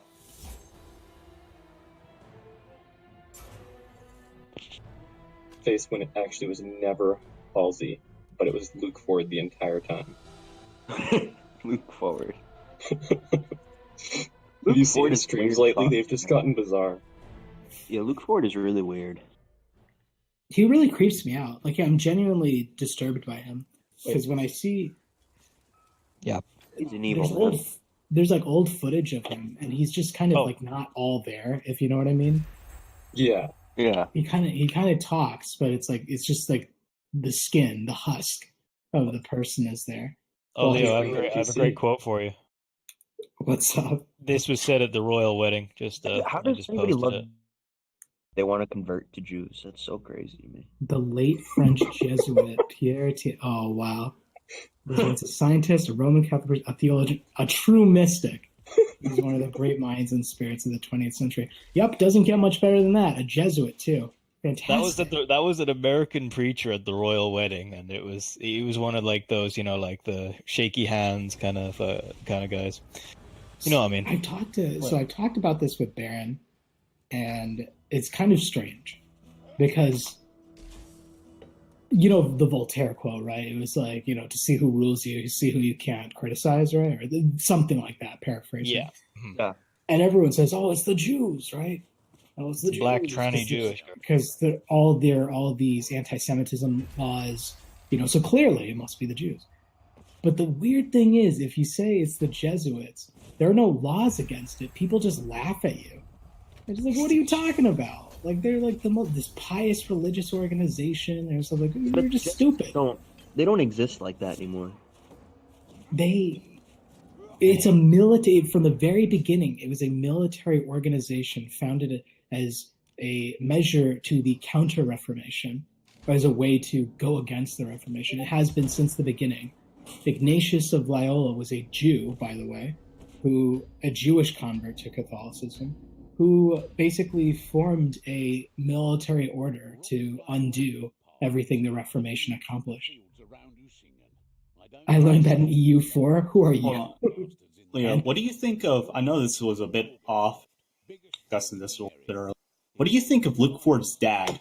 I can't pronounce his name. Desmond Ford. Yeah, so he's Ford. actually a bit of a pariah within the Seventh-day Adventist Church because he denied the core doctrine of the church, one of the most important doctrines. So aside from the most important thing about the Sabbath, right? That's a pretty important thing. The other is the idea of the heavenly sanctuary. The idea that in Exodus, at the end of Exodus, if you remember, there's like all these verses where it talks about building the tabernacle.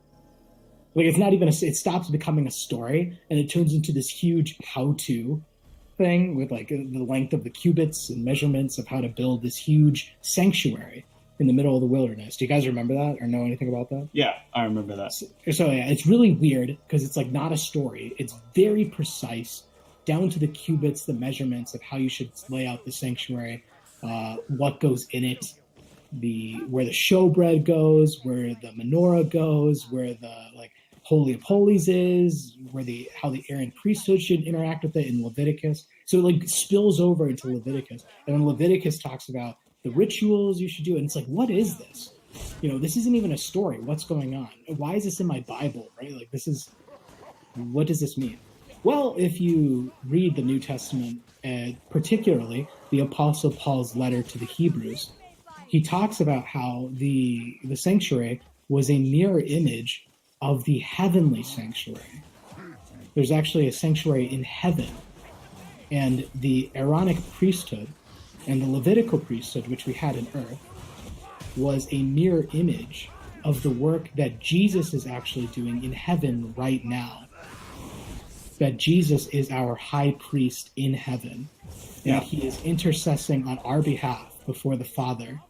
And his sacrifice, because, Jesus was the Passover lamb, the Lamb of God. That was the way they were able to, in the Old Testament, the Jews were able to flee from Egypt by eating the Passover lamb. Quick question. Why would we need Jesus to be our high priest when God was, created us and was watching out for us since the beginning? Because we've fallen. That's why. We're in a fallen state. After the fall, man was separated from God. And the amazing thing is, John the Baptist said, no man hath seen God at any time. And at no point, this will get into my Jesus in the Old Testament stream, does God actually speak directly with man anymore after the fall. Right. But yet, yet it says, God says this. So what is that? That's actually Jesus speaking to the prophets. Jesus is the one who speaks. Yes, he is our intercessor. He is the representative of God in earth, is Jesus. And that's the point, is he is continuing his work in the heavenly sanctuary on our behalf. Luke Ford's dad, Desmond Ford, basically denied that by saying that the founders of the Seventh-day Adventist Church, so this gets really nerdy. You guys, this is really nerdy history. You guys ever hear of this? Because it gets into the Seventh-day Adventist Church history. Okay. If you guys don't know, everyone always makes fun of the Seventh-day Adventist Church because it's one thing they're most associated with is one of the founders this man named William Miller, the Millerite movement.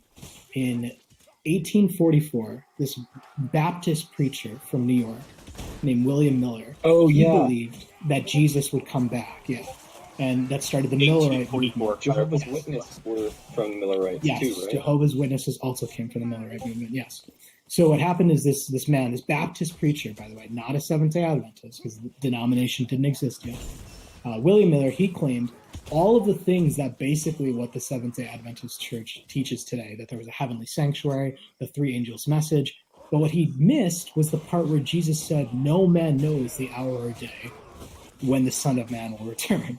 He happened to miss that part, but he was right about a ton of other things, about the prophecy in Daniel, about the cleansing of the heavenly sanctuary. He was right about everything else. The problem where he was misinterpreted is he thought that the close of the prophecy in Daniel would be when Jesus actually returns to earth.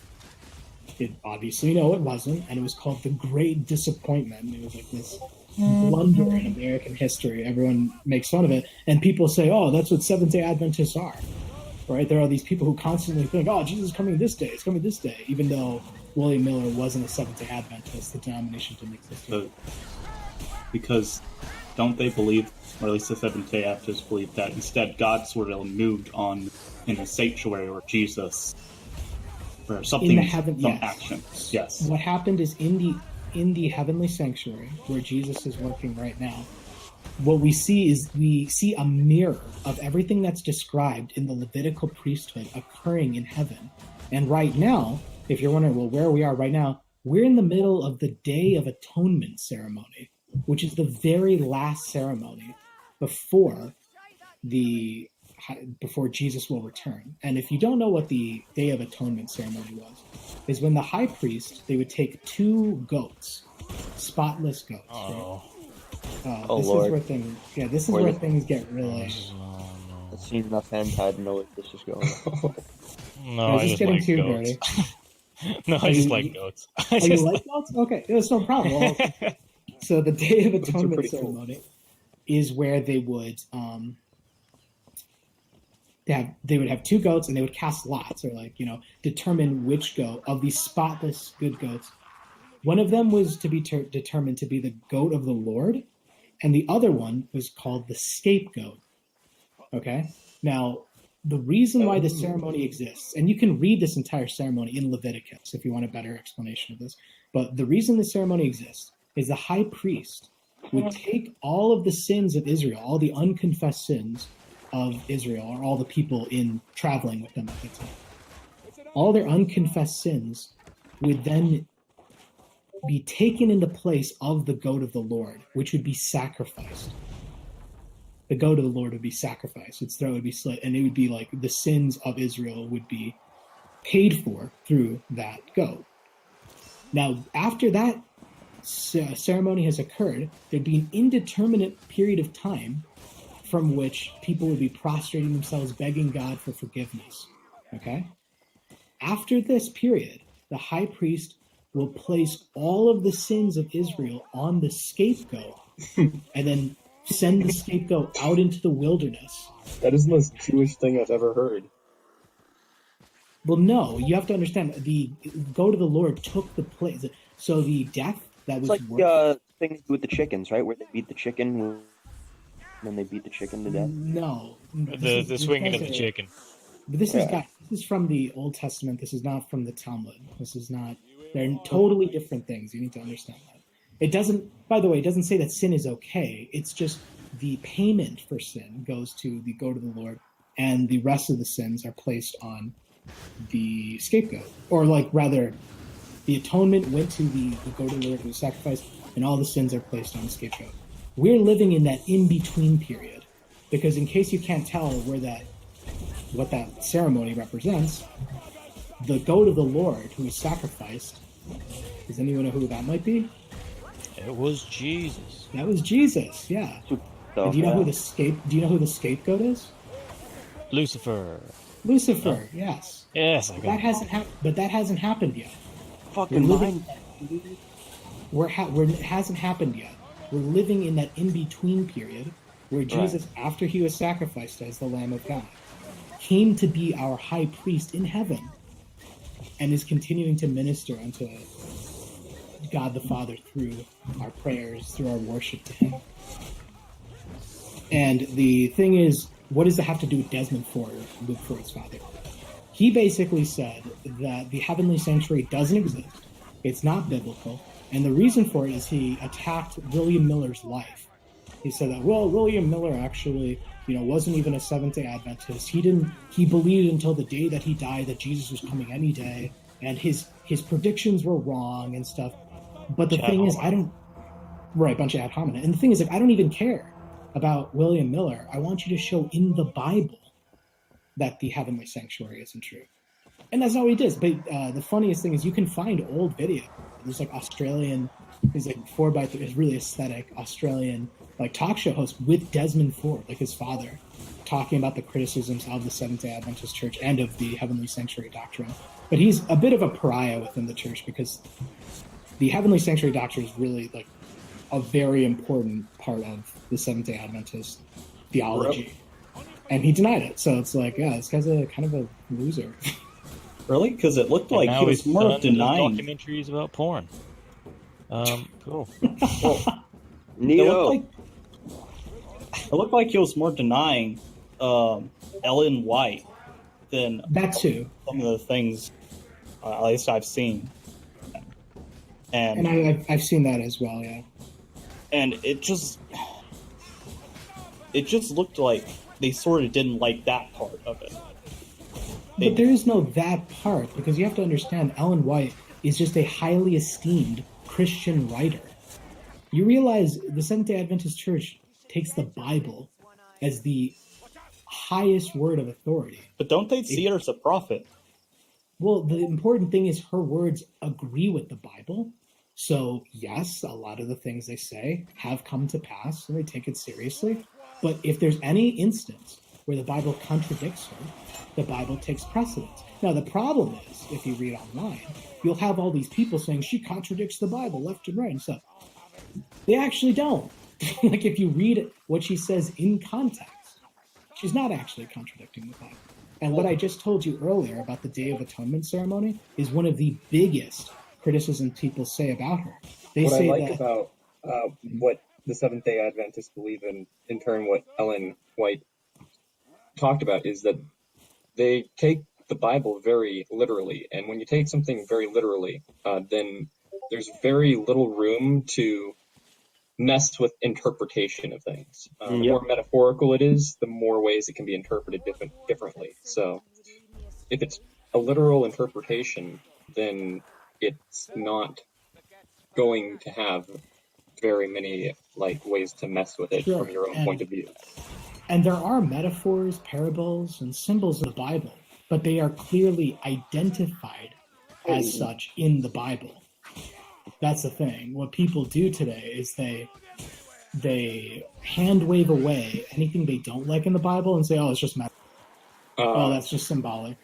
Yeah, and Jesus there was are just a some symbol. He things. didn't actually. But There are some things that are like very weird in the Bible that like you automatically, with the modern mind, want to take as a metaphor. Like, for example, getting turned into a pillar of salt. Like, it's just hard Or a to talking see it. donkey in the Book of Numbers. Sure. And Yeah. the thing is, and what I've come to understand is a lack of evidence is not evidence. Just because in today's world you can't reproduce someone spontaneously turning into a pillar of salt, you don't see talking donkeys left and right. You fail to realize in the Bible those aren't regular instances. Yeah, they were The things that happened all the time. These were deliberate, one-time actions of God. Yet people then use that and say, "Oh, well, I don't see people turning into pillars of salt. I don't see talking donkeys." Where does it say that you're going to see that everywhere? In the Bible? Like, if the Bible claimed, if you piss me off, then you're going to see like someone just turn into a pillar of salt. It then you could say was the a Bible message is to false. man. It's a message But to it's- man, so it's something out of the ordinary and something extremely vivid in the mind. Yes. So it's a message that's recorded for thousands of years later for people to read. But then people use that as proof to say, "Oh, the Bible's garbage because I don't see a talking donkey." It's like, okay, cool. Like, it's not. It never says that you're going to.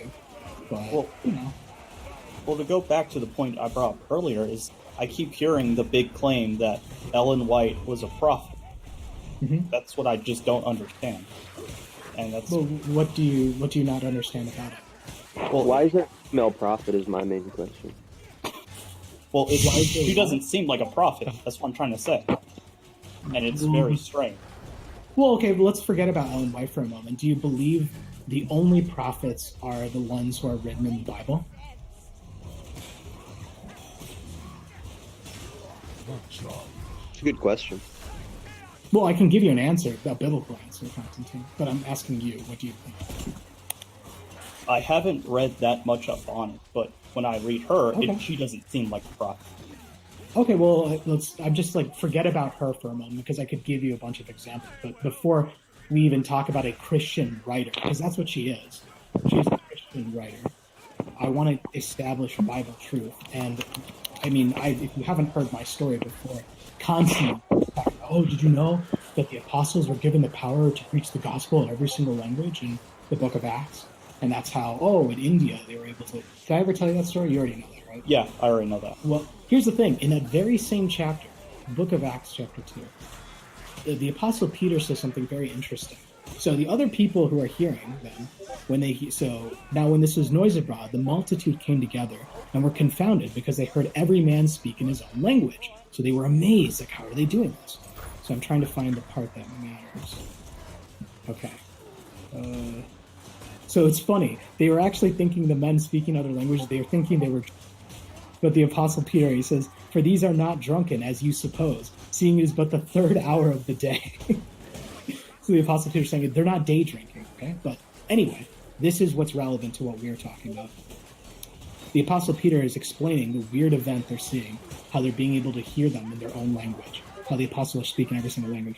He says, "But this is that which was spoken by the prophet Joel, and it shall come to pass in the last days, says God, I will pour out my spirit upon all flesh, and your sons and your daughters shall prophesy, and your young men shall see visions, and your old men shall dream dreams. And on my servants and on my handmaidens I will pour out in those days of my spirit, and they shall prophesy." Now, the Apostle Peter is quoting from the book of Joel, which is an Old Testament book. And the book of Acts, I'm sure you know, is from the New Testament. Right? Yes. So what he's doing is he's saying that there's this fulfillment of that promise in the Old Testament in Jesus. Now that Jesus has ascended up into heaven, because, the book of Acts chapter 2, this is in the day of Pentecost. Jesus' Holy Spirit has poured out into the world, and that's why the apostles are able to do these amazing things. He is saying that promise from the book of Joel is being fulfilled not just in the apostles, but in anyone who believes in the name of Jesus, who believes that Jesus is the Son of God. They then receive this gift of the Spirit, and they will do incredible things. One of which, of those promises I mentioned, was prophecy. It says, your sons and your daughters shall prophesy. Your handmaidens, too. So it's not saying only men can be prophets, even though most of the Old Testament are all men. Even though Moses' sister, she was a prophet as well. But you get the point I'm trying to say, right? Yes. And in the book of Amos, this is now I'm going back into the Old Testament. It makes it clear that God would reveal nothing, giving prophets. And in the book of Numbers, here's where things get really interesting. There's actually an example of people, regular Israelites who are with them, who prophesy. And when they have their visions, they actually go into a very specific state where they don't breathe and their eyes are open. It's a very specific state that's described. I need to find the exact verse because I hate paraphrasing like this. It's like Numbers. Let me see. I'm trying to find it. If I just search. The point I'm trying to say is that it describes someone who's actually having a vision. So it's like for their eyes. I'm trying to find the part. Kind of like eyes glazed over sort of thing. Yeah, and they didn't breathe either. I'm trying. That's Balaam. No. Having his eyes. Oh, okay. Here we go. Falling. There we go. Okay, so this is from Numbers chapter 24. And the man whose eyes are open hath said, which heard the words of God, which saw the vision of the Almighty, falling into a trance, but having his eyes open. How godly are thy tents, O Jacob, and thy tabernacles, O Israel. So in describing this man amongst them who was a prophet, he fell into a trance, but had his eyes open. Now, this is important because the Seventh-day Adventist community was actually full of doctors. One of the most famous of which was actually Dr. Harvey Kellogg. Yes, of the Kellogg's fame, Kellogg cereal. He was a prolific surgeon. I don't know if you guys know that. He was incredible. In fact, a lot of the Seventh-day Adventists are actually very closely tied to medicine. There's several hospitals underneath the church as well. But the early church, yes, also Ben Carson, right, which is incredible. The conjoined twin brain surgery that he did. It's crazy. It's amazing stuff. But there were many. The point I'm trying to make is there were many doctors in the time of Ellen White, and when she had her initial visions, which I will recommend you certain books you should read, Constantine, she actually fell into the same exact description that was described in the book of Numbers and in Amos, saying that they would hold a candle up to her nose and the flame wouldn't flicker. They would put a mirror underneath her nose and no condensation would come out. She'd just be like completely passed out. And then afterwards, she just relayed what she saw. And some of these visions are incredibly accurate and uncanny. And I don't know. I have a few examples of some if you'd like to hear them. I think I may have already said a few, haven't I? Is this from the Great Controversy? I mean, no. This is from early writing. So, But she's written so much. You need to understand. No, okay. No, I don't know shit about her. That's why I was asking. Oh, no problem. Because Constantine, if you're saying she doesn't sound like a prophet, well, yeah, Great Controversy.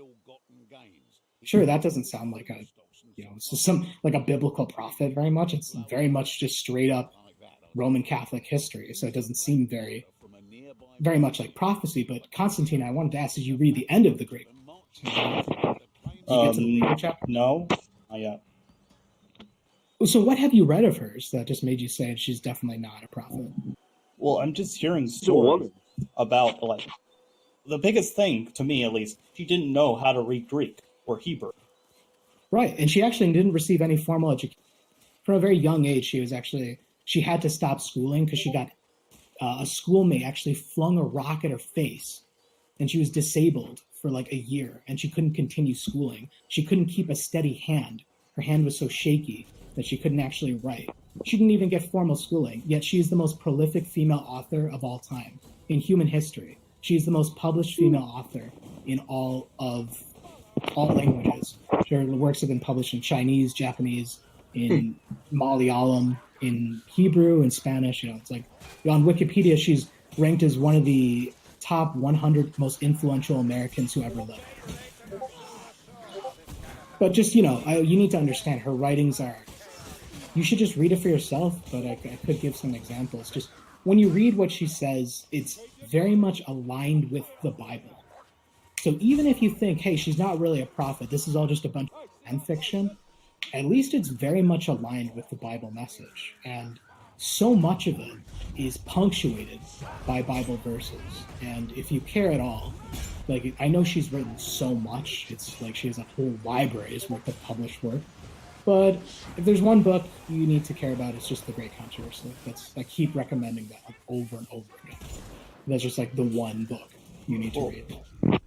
Carnivore asked if she considered a prophet by the SDA. Yeah, yes or no question. Is she considered a prophet? Yes. Okay. There you go. Like, I consider her a prophet. Now, that doesn't necessarily mean that they're all perfect. Like, a prophet is just an instrument of God, and the spirit of prophecy working in someone could do that. That doesn't mean that she never sinned in her life. That doesn't mean that I worship or pray to her. That doesn't mean that, like, I think her word is, like, more important than the Bible in any way. But just I do, yeah. What does being a prophet mean to you? Just that they have a connection to God? It means someone who speaks the spirit of prophecy, as described in the book of Revelation. The spirit of prophecy is basically the same spirit that worked through the apostles, and what they speak is true no matter where you're located or when you're located. It's just truth, period. Universal truth. Okay. And it's tested. You can test this truth with the Bible and whether or not they come to pass. And yeah, there are just some things that I've seen from her that, for example, I think I've already read this to you guys. I've already done it so many times. But Constantine, do you ever see that Isaiah? I believe so. Was it the 9/11 one? Just got $500. Yeah, but the best part. What? Oh yeah. $500 dues? Yeah. You're streaming this? Yeah. He's streaming, right? We got $500? Yeah, he got 488. Hey. Wow. It's one number off for being based. 1488. It's 1488. It's like close. $1,488. Yeah. Damn. That's nice. But Edgy Boy, yeah. Are you? Is this guy in the chat? Oh yeah, you are. You're still there. I was gonna say I would recommend. I just finished Steps to Christ this morning. That book is beautifully written. Yes, that's one of my favorites actually. The thing is, it's much shorter than Great Controversy. It's a very small book. The only reason why I don't recommend it to people. That one's next on my list for Ellen White stuff. Oh, that was the first book I read by her. It was Great Controversy, and I couldn't stop reading because I'll just say it gets scary near the end. How accurate it starts talking about just stuff that's happening right now. But anyway, when you're talking about Steps to Christ, I don't immediately recommend it to people because I only recommend it to people who are already Christian, because it's like this immediate way to start living your life as a Christian. So I don't recommend it to non-believers because it's just like, they're like, okay, like they already don't believe. Meanwhile, not allowed. Well, it's not like you're not allowed. It's just it wouldn't mean anything to you. Like, Edgy Boy, that you had such an emotion to the first chapter shows that you're not like completely lost. There is the spirit of God is still working in I don't you. know, dude. Edgy Boy, I'd watch his stream before you say that. I'd watch his stream before you say that. No, I know. Listen, hey, I'm just joking. Like, I'm a writer. I'm a writer at heart, and I've written a lot of stuff, and it really hit me hard when I read those first, 3 or 4 chapters of that book. They're just so fucking beautiful, you know what I mean? How describing you can see God's grace just in the animal, how everything is provided for, and how Christ loves man so much, God loves man so much, that Christ was explaining that he loves you so much, he's letting me go through this just to save you. Because everyone knows, John 3:16, that's like all is just John 3:16. They don't know about everything else Christ specifically talking about how much God loves man and everything that he was experiencing. Well, he should. He should love us. Well, here. What I think is very interesting is the fact that Edgy Boy reads way more than ANCAP. Yeah. That's an ongoing meme in this Discord that I actually read more than him. And it's true. At And least kept no from what he's read. told us. But yeah, Well, Edgy Boy, that's why I recommend. Yeah, Great Leo, Controversy, you because actually you like converted Edgy Boy to being a believer. That's pretty awesome. I'm not 100% there yet. I don't believe Leo, you it's got me That's like cool. you got me back on track believing in like God and Jesus and stuff. Like I wasn't really into it, and then I watched a few of your streams and I was like, yeah, this is pretty cool. I'm gonna get back. That's incredible. That's actually some of the greatest Leocult stuff I love hearing. Yeah, dude, Yeah, you're It's doing true. a lot. Because you make it's like it's neat. It's very niche content. You make it interesting for like people who like history and stuff. You know what I mean? You make it, and then I want to get back into religion. That's what I love so much about like the Great Controversy is that even if you don't believe, it's an excellent historical reference for just the Reformation. That's on my list. I could get that on an ebook probably right now, actually. Because what she does is she talks just about the history of the Reformation, you know, the corruption of Christianity by Catholicism under Constantine. But more importantly, she does all of this while punctuating it with prophecies from the Bible, showing, look, when the Apostle Paul talked about that mystery of iniquity in 1 Thessalonians and stuff, yeah, that's the Roman Catholic Church. Oh, when he said that Jesus wouldn't return until the son of perdition exalted himself as God in earth, yeah, that's the Pope. Oh, yeah, do you see it? Like, just it clearly going verse by verse in the Bible, aligning it with history, showing this is history, like the French Revolution, when they banned the Bible and they were beheading people. Oh, it's almost as if wherever you ban the Bible, people would start going nutty. It starts getting really bad. That's talked about in Revelation. The two witnesses, which is the name of... Did I ever tell you that the Great Controversy is the reason why I made the Two Witnesses video series? Because you find out the two witnesses spoken of in Revelation actually symbolize the Old and the New Testament. And when they are killed, because in Revelation the two witnesses are killed, people celebrate. They're like, yes, great. And then they spiritually, where the two witnesses' bodies lie, it becomes as Sodom and as of Egypt. Which is like, I don't know if you know, those are very bad places to describe. Sodom is a fun place. Yeah, Sodom and Gomorrah and Egypt. And John the Apostle in Revelation is describing wherever the two witnesses are killed or wherever they're censored or banned, the place where they once were becomes as Sodom or as Egypt. And you see that in history. You could see that in the French Revolution. They're beheading, and they worshipped reason. They worshipped the personification of reason, who, by the way... Reason or something. Was a thing before he even was born. Wait, what was that, Constantine? Just like how Stefan Molyneux says you have to live life through a reason. Oh, oh man. No, you gotta love you guys talking about me. That dude is really just one. Who, Malameme? Malameme, he's creepy. He's got he is creepy. No, he's just wait, Leo. You've never watched him in 4K at 60 FPS. That is something else. It is so weird. Molyneux at 3 a.m. I wouldn't. Molyneux has been around for a very long time on the internet. Stephen Molyneux at 3 a.m. in 4K 60 FPS. And he only really became With the lights popular- turned off and with candles around your monitor. Oh, God. Like, if I was in the same room as Stefan Molyneux, I wouldn't be comfortable. I'd want somebody else there. Yeah. Or I'd want to have... I need an adult. You have to have, like, this pocket Bible. Yeah. One doll. I'd be afraid he would, like, try to touch me or something. I don't know. He's just creepy. Yeah, he tried to grope you for $1. When I first saw him in $1. Oh, your wallet feels very fat. Don't you want to donate something to How much biggest philosophy money? show on the internet? How much He money? makes a lot of money. Like, I don't $1. understand.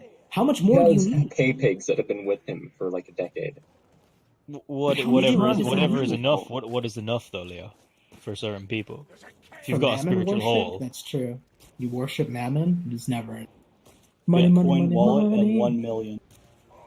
Just Yeah, his Leo, big when boy you does talk have Pretty about like the wealthy worship, before he started doing worship, videos on like, the internet too. God's so interesting. It's so hilarious.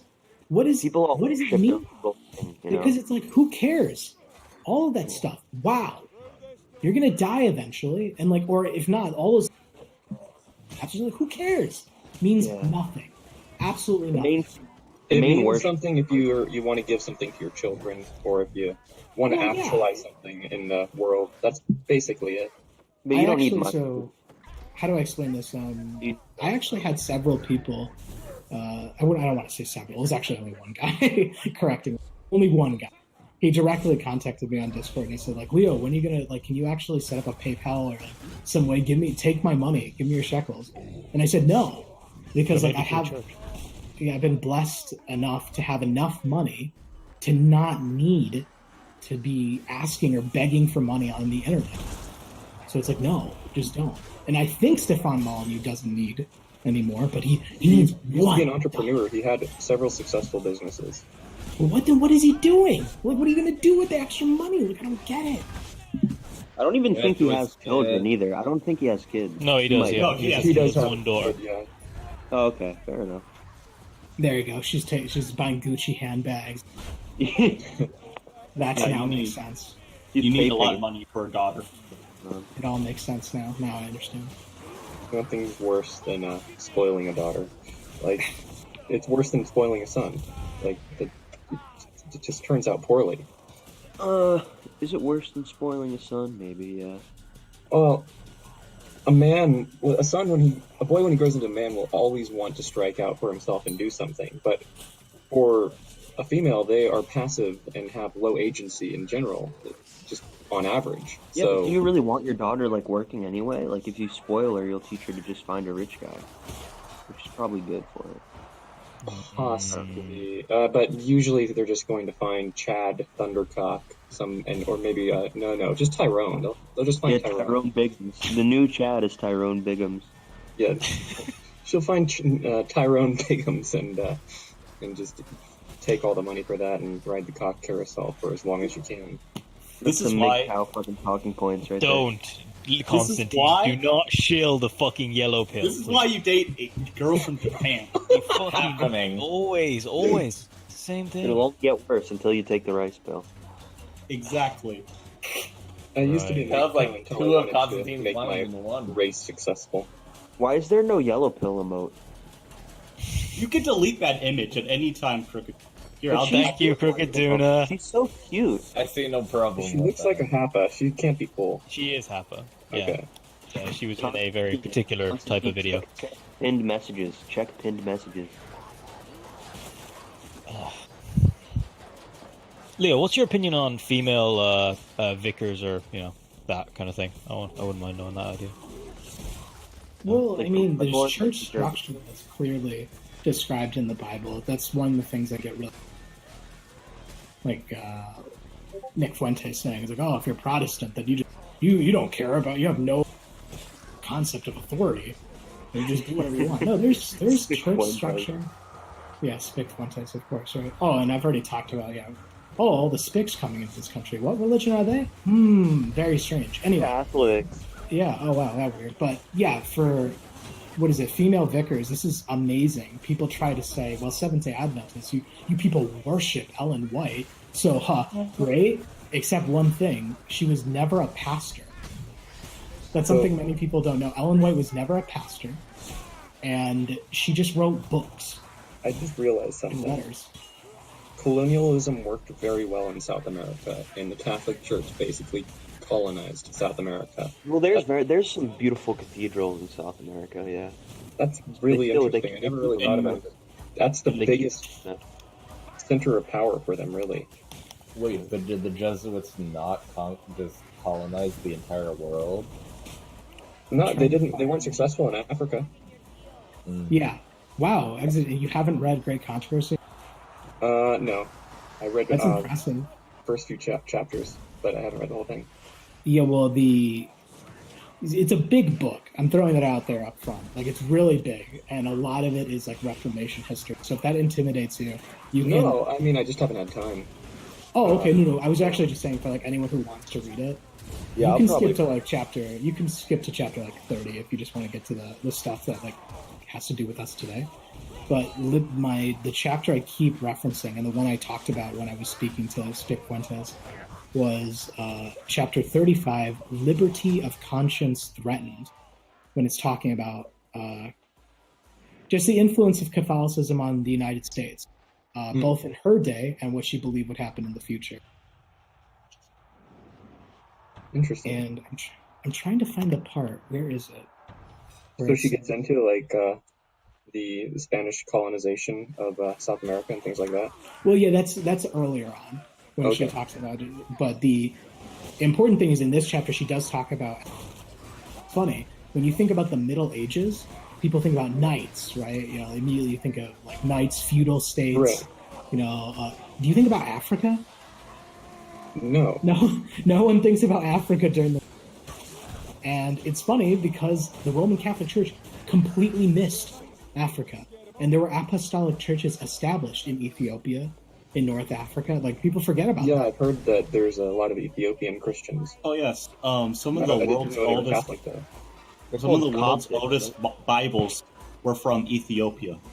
Yep, and I talked about how in the Book of Acts, when the Apostle Philip converted the Ethiopian by reading it to him, the chapters from Isaiah, he was baptized on the spot, and that's why there's Christianity in Ethiopia today.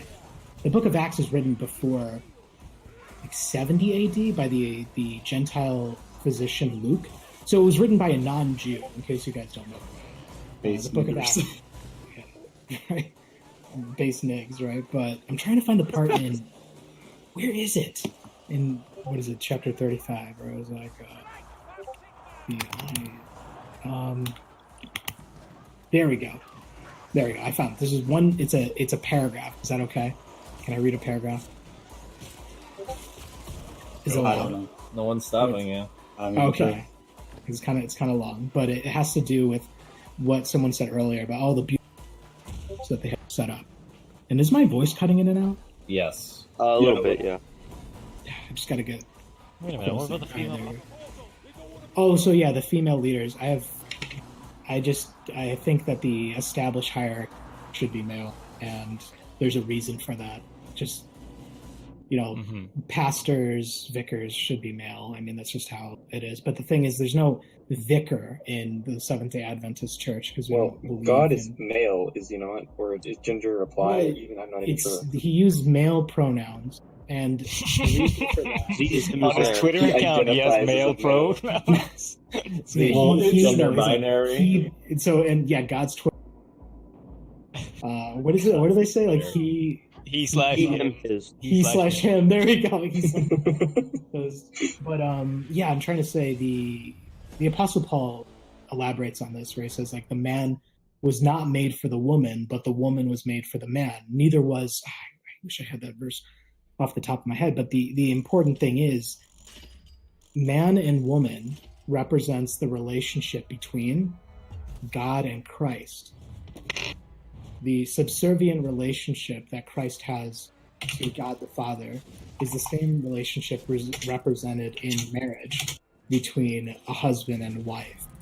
And the reason why male and female exist that way was to teach the angels the relationship that God has with his son. And if you think about it, when Eve was made, I think I've said this like 100 times, but just to repeat myself, when Eve was made, she wasn't the dust of the earth wasn't gathered, and then Jesus didn't breathe the breath of life into Eve. That was only done for Adam. When it came to making Eve, what did they do? It was a rib. Yeah, it was like a subset of Adam. Like it came out from Adam. In fact, you might even say Eve. You might even say Eve proceeded forth from Adam, or you might even say Eve was begotten of Adam. But just something to say. And when God turned in Genesis chapter 1, when God turned to his son and he said, "Let us make man in our image." How many people did they make? Did they make 3? Oh, they only made 2. That's weird. But anyway, going to what it says here in Great Controversy regarding the Roman Catholic cathedrals, those beautiful cathedrals that you see, right? Many Protestants suppose that the Catholic religion is unattractive worship is dull, meaningless, round of ceremony. Here they mistake. While Romanism is based upon deception, it is not a coarse and clumsy imposture. The religious service of the Roman Church is a most impressive ceremonial. Its gorgeous display and solemn rites fascinate the senses of the people and silence the voice of reason and of conscience. The eye is charmed. Magnificent churches, imposing processions, golden altars, jeweled shrines, choice paintings, and exquisite sculpture appeal to the love of beauty. The ear is also captivated. The music is unsurpassed. The rich notes of the deep-toned organ, blending with the melody of many voices as it swells through the lofty domes and pillared aisles of her grand cathedrals, cannot fail to impress the mind with awe and reverence. This outward splendor, pomp, and ceremony that only mocks the longings of the sin-sick soul is an evidence of inward corruption. The religion of Christ needs not such attractions to recommend it. In the light shining from the cross, true Christianity appears so pure and lovely that no external decorations can enhance its true worth.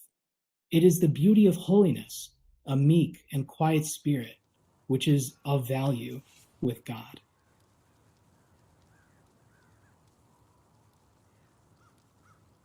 I just wanted to read that, so in case you guys ever feel like going to an SDA church and you're like, "What is this? Like, where are these giants?" I just looked up. One of the things I just looked to me SDH that like 10 minutes ago on Google Maps. There's not really any place. Oh, okay. I'm just There's really like confused about the whole vegetarian thing. Oh yeah, like, what are you confused about? Do you want the biblical? But why do it? And even what I know from the biochemistry of like how food metabolizes and everything is that it seems that eating meat is actually one of the best things you can do for yourself. So that's what really confuses me. Oh, really? Could you elaborate on that? Sure. So basically, carbohydrates are going to increase insulin. It's the basic ketogenic talking points, which I'm going to be going off of. So if you know anything about the ketogenic diet, did you know there's a vegan ketogenic diet? Really? I don't know if you know. Yeah, really. No, I didn't know. I mean, like chia seeds, peanut butter. Actually, in the book of Daniel goes on chapter 1. Daniel chapter 1. I'm not joking. Daniel chapter 1. I'll read it to you. I'll read you really quick. Sure. So what happens is, in case you don't know, there are several verses in the Bible that are used to justify a vegan diet, but this is just one of them. In the Old Testament, the prophet Daniel was a Hebrew prophet who was in Babylonian captivity under King Nebuchadnezzar, the Babylonian Empire. But he was in a special position because he worked under the Chaldeans, or the kind of, what's the word I'm looking for? It's like the kind of people who advise the king. So even though he was a captive, he was someone who advised the king, and he was brought up in their schooling, and he was like a servant of the king despite being a captive. And even though he was a captive, he was given all of the wealth and riches of a servant of the king. And one of the options is they were given all the wine and the meat they could ever want to eat. And I'm trying to find where it says right here. Okay. So there's this man. He's the prince of the eunuchs. He's the servant to God, and he's Daniel. And he's basically telling to him, all right, here we go. Fancy, most expensive meat we have, and you can have wine. But let me read to you. This is Daniel chapter 1. But Daniel purposed in his heart that he would not defile himself with the portion of the king's meat, nor with the wine which he drank. Therefore he requested of the prince of the eunuchs that he might not defile himself. I'm trying to find the part where it says, and the prince of the eunuchs said unto Daniel, I fear my lord the king, who hath appointed your meat and your drink. For why should you see your faces worse liking than the children which are of your sort? So basically the prince of the eunuchs is saying, like, why are you denying this food? I want you to look healthy for King Nebuchadnezzar. I'm not going to let you do your own freaky thing because I want you to look healthy. But then this is what Daniel says to him. Then Daniel to Melazar, from whom the prince of the eunuchs had set over Daniel, he said, prove thy servants, I beseech thee, 10 days, and let them give us pulse to eat and water to drink. Now, pulse represents legumes, nuts, beans. So he could have had he was getting like nuts, fats from Yeah. nuts, things like that. And what is it, garbanzo beans, and what is it? I'm trying to think. With the other legumes, like kind of like peanuts as lentils. well.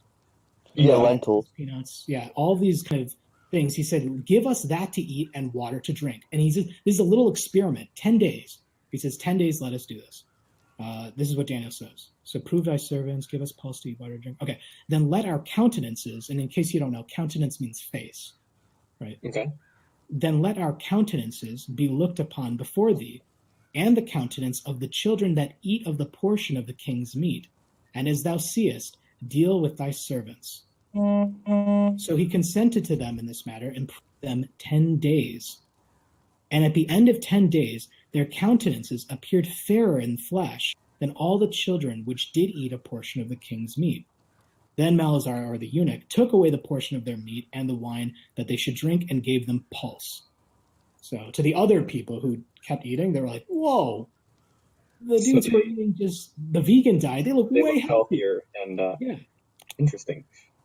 I mean, it's a mini experiment right there. I basically ran the whole ketogenic experiment on myself for about 3 years now, and it's been very effective. It's made me feel much healthier. I mean, I lost 30 pounds of fat. I'm very low body fat now. Have enough muscle. I've heard a lot of success from it, and you have to understand the diet of pulse legumes. That's not like a diet of refined sugar. But here's the thing: I will absolutely try it. I'm willing to try anything like that, and I'll do that. I'll tell you how it turns out. Yeah, look it up. This is like vegan ketogenic. Yeah, legumes are good too. Legumes are tasty, man. And I'm trying to say is that you have to understand the diet that they ate isn't like, Oreos are vegan.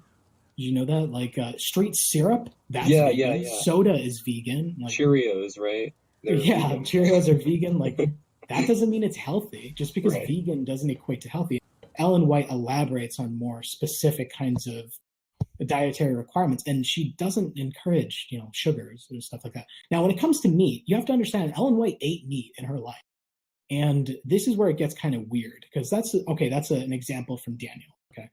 Now, I could explain to you how from the book of Genesis, one of literally the first page of the book, you open your Bible to the very first page. This is what God said through his son to all of creation, right? When he had finished making them. This is from Genesis chapter 1, verse 29. And God said, behold, I have given you every herb-bearing seed, which is upon the face of all the earth, in every tree, in the which is the fruit of a tree-yielding seed. To you it shall be for meat. Now, this is very important. It's very important to understand the context of when this takes place, because this is Genesis chapter 1, verse 29. Did the fall of man happen yet?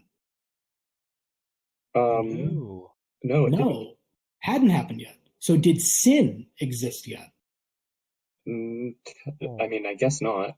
I mean, it hadn't happened yet. Maybe in concept, right? Like the idea, right? It didn't enter the world. So it's as if before sin entered the world, the ideal diet God prescribed to man was this self-renewing diet that would involve no death, no killing, no sacrifices. Just it was sustainable and don't even. I'm afraid of talking about that because then people say, "Oh, you're just like a crazy environmentalist" when you talk about the whole sustainability. The environment is always in a very delicate balance. I do agree with that. I mean, I could talk about how the largest producer of methane in our atmosphere is actually from animal agriculture, and they constantly talk about driving your cars or taking long showers. That is a fraction. Right. Of the amount of pollutants in our air that is contributing. It's like people who recycle don't realize that it actually takes more energy and produces more. But it's weird because people will go to these environmentalist environmentalist conferences talk about, and they're paid off completely. And I don't know if this is where it's going to get really conspiratorial. Have you guys anyone here went to public high school or public schooling? Yeah, I did. Did you ever have a lunch? Do you remember your prison food? Yeah, it's worse than prison food, actually. Worse than prison food. Hey, what did you have as a drink? Did they allow you to have water? Did you get bottled water? Oh, milk. Milk. Oh, milk. That's weird. So you had to eat milk. You had to drink milk. And do you remember all of those posters of athletes saying "Got milk" with a little milk mustache? Britney Yep, Spears. I remember that during Yeah. when I was in elementary school. That's weird. So it's almost as if in school you're required to drink milk, and water costs extra money. If you want a bottle of water, that costs money. Oh, but you get free Healthy for cartons you, of milk. boy. You get free cartons of milk, and you got all those athletes, all your, the favorite athletes. Oh, they got the little "Got milk" mustache, and everyone's saying, "Oh, you got to drink milk to have strong bones." It's interesting And guess because what? the American cows actually have a genetic deviation from the European cows, where the type of casein, which is a protein in milk, is mutated in the American cows, and it actually causes far more inflammation and damage to people, and can cause more allergies than the European cow milk does. So, And Stop actually, drinking cow pus.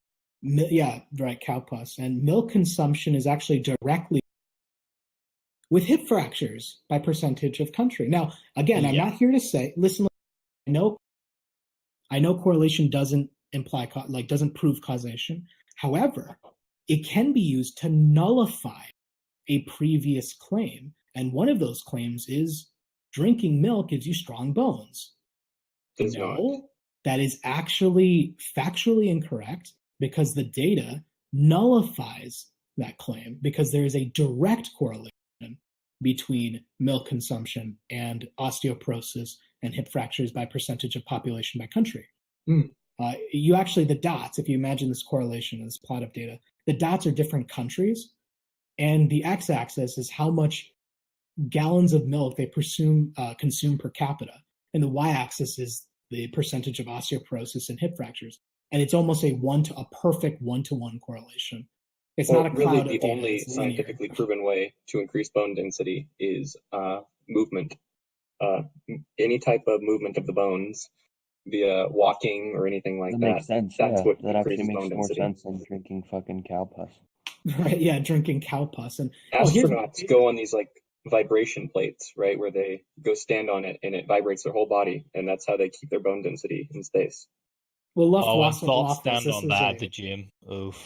Oleg, this is a larger conversation we were just talking about. But yeah, so this is just one thing I harp. But yeah, milk is nasty. I've never liked it. It tastes disgusting. It leaves a gross taste in your mouth, man. It really does. What about Goat ghee? milk's okay. Do you have any opinion on ghee? It's basically butter with all the milk proteins taken out of it, just the pure fat at that point. Well, I mean, I kind of just avoid. So how do I explain this? I want to find the exact quote from Ellen White. I think it was Ministry. Find it. It's uncanny because it's creepy how it describes what's happening. Is it just give me 1 second. I will find it. Because of course you do, yeah. And can I find it? Oh my God. Here we go. Okay, so this is from Testimonies of the Church. Okay. Meat should not be placed before our children. Grains and fruits prepared free from grease and in as natural a condition as possible should be the food for the tables. So that's just one thing. Okay, here was the quote. This is where it gets really uncanny, because you need to understand, in her day, animal agriculture, companies like Tyson, Monsanto, didn't exist in her day. Sure. This was written in 1909. This is what Ellen White says. Tell them that the time will soon come when there will be no safety in using eggs, milk, cream, or butter, because disease in animals is increasing in proportion to the increase of wickedness among men. Yeah, they're basically feeding cows a diet of grain and antibiotics right now. And dead cows. I don't know if you know that. And soy. Don't forget I was soy. going to say, mad soy, cow yeah. disease. It has that as well. I wanted to say, I bet you guys didn't know this. Mad cow disease is a fairly recent phenomenon. Where did it come from? People from eating grains. No, it doesn't come from eating grains. You know where it comes from? Brain, B-R-A. Oh, brain. Yeah, got it. Yeah. They were feeding them dead cows. The prions or whatever, right? Yeah. They were feeding them other cows, like dead cows. Now, this is a strange phenomenon because it certainly didn't exist in White's day. They didn't have mad cow disease in Ellen White's day, so what's going on? Interesting. Wait, Leo. What The about that recycling. chocolate milk weapon? The guy pouring chocolate milk down the sink. Does that not bother you? Or would you beat it? Constantine is permanently banned from the server. Oh yeah, milk has. Yeah, thank you. Also making that point. Everyone says, Yeah, people "Oh, like soy, to say that soy." soy milk gives you titties, but literally milk actually has estrogen. Soy only has Just plant go, estrogen, which you McCoy. can't Go even James Actually, I'm trying to find it. like milk This is literally just gives from- you fucking titties, bro. Don't drink milk. Fuck off. Yeah, this is from what is it? I think I got this from PubMed. Oh, I can't find vegan. This is hilarious. Post this in any thread where they're talking about the vegans Onions are are weak and stuff like that. This is just a small PubMed study that said the testosterone sex hormone binding globulin and stuff is in comparison to omnivores, vegans had 7% higher total T and 3% lower free T, meaning the testosterone that's just floating in their blood was actually lower because it was being used more. Right. It's similar to the study on NoFap where the testosterone went down, but it was just because the receptors became more effective. So just an example to show, maybe not consume mammal estrogen in the form of milk and meat, red meat, which is female cows. I hope you know that. They pump these cows full of synthetic estrogen so that they go through puberty at an earlier age and they can get as much milk out of them. And then guess what happens? After they finish with what do they do? Oh, then that cow becomes a burger. And do you think before they turn it into a burger, they suck out all those synthetic estrogens they've been pumping them full of their body of? Yes. Oh yeah, let's just suck it out before we put it in the meat. No, they don't care. That goes right what into about your what about drinking milk and eating beef from makes cows you go that through puberty are faster? just Is that why like kids go grass through fed and well puberty taken care of? earlier now? Interesting. Yes, actually. And the amazing thing is you might say, well, people have been drinking milk since antiquity. My ancestors drank stuff. Yeah, your ancestors didn't have cows in these mechanized animal agriculture farms with synthetic hormones. And by the way, synthetic hormones being pumped into cows is a very recent thing. We're talking 90s, like just in the last couple of decades that it become a regular practice. Yeah, in the last couple of decades, there's been a lot of crazy dietary stuff that's happened, like the invention of trans fats and what was that one? Oh, partially hydrogenated fats, things like that. Like where they're chemically altered and cause so many people keep crazy biochemical reactions. You know, as much as I just hate everyone, and when the I can tell. Soy, when they're talking all the soy, it's great because hate to break it to you, but soybeans, tofu has been consumed for generations, and you don't see sagging man tits and processing of things. Yeah, but the Chinese are pretty cooked, to be honest. Sure. You got me there, but I also agree with the more processed the soy is, the more dangerous it will become, because what you've got chemicals in the soy that counteract the milk. The Soy Adventist Church. Soy Adventist Church.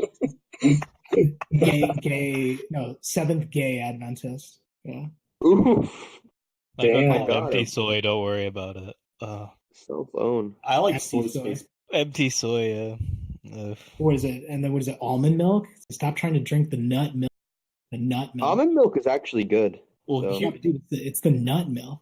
The nut. Yeah, nut milk. You see, almonds ain't got no titties, nigga. What the fuck? Look. How about onion milk? Onion milk when? Ugh. Onion. That's disgusting. Onion. You have to take the true red pill. That is raising your own cows. And then exactly. That's one of the things I want to milking your wife. Get a cow. Get land, get a cow, and do that. I think that it would be healthy. Speaking of getting land and getting a cow, right, and how much healthier it would be, this is where things get a little kind of weird, because I already talked about Genesis, I already talked about Daniel. Okay, those are good dietary recommendations. But what many people don't know is Jesus actually talked about things you should eat. Now, I'm not talking about the one verse where he said, it's not what goes in that defileth a man, but what comes out. People quote that all the time to say Seventh-day Adventists are dumb. Jesus said it goes in that man, but comes out. Without understanding in that verse, he's not even talking about food. At that part, Jesus isn't even talking. We live in a world where people take things that Jesus said literally, and they take that as a metaphor. And things that Jesus said metaphorically, people take that literally. But Well- I'm not going to get into that. But I want to give you Romanian. it's not what goes in that defileth a man, but what comes out of a man. This defiles a man. Yes, he was Right. speaking about the man's speech and how he acts. Yes, That defiles. that. But people will take that verse and say, "Look, Jesus is saying you Seventh-day Adventists GTFO. You guys are losers." And it's like, okay, great. You just haven't read the Bible. But if you want an example of Jesus actually talking about stuff you should eat, here's something many people don't know. This is in the book of Revelation. Because in case you guys don't know, Jesus is in the book of Revelation. He speaks in Revelation. I'm trying to find it. It was like, okay, is this it? It's in, there's only 3 verses in Revelation that say this. Okay. It appears twice. This is the weird thing. I don't know if you guys know this, but when something appears in the Bible, it's important, particularly when it appears in the same book. So this is from Revelation chapter 2. This is Jesus speaking, and this is said twice. And in the context of this scene, Revelation chapter 2, Jesus is speaking to John the Revelator about the churches that represent the future. These churches chronologically represent the progression of the body of Christ over the time. What will happen to them, their trials, their problems, and in the case of what Jesus is speaking of right here, the things he has problems with, what they're doing, the things he doesn't like that they're doing. So this is Revelation chapter 2. Jesus is talking about what he doesn't like about them.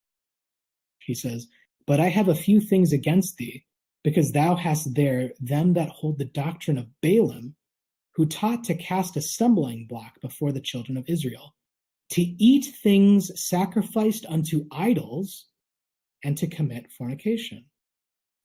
That's kind of weird. Now Revelation 2:20. "Notwithstanding, I have a few things against thee, because thou sufferest that woman Jezebel, which calleth herself a prophetess, to teach and to seduce my servants to commit fornication and to eat things sacrificed unto idols."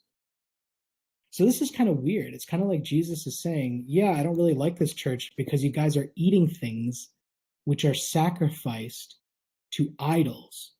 So going back to what you said, Exigentime, you should get your own farm and your own cow. In Ellen White's day, that's how it was like. People had their own farm. Right. They had their own cow. Wait, I said that. Oh, who said that?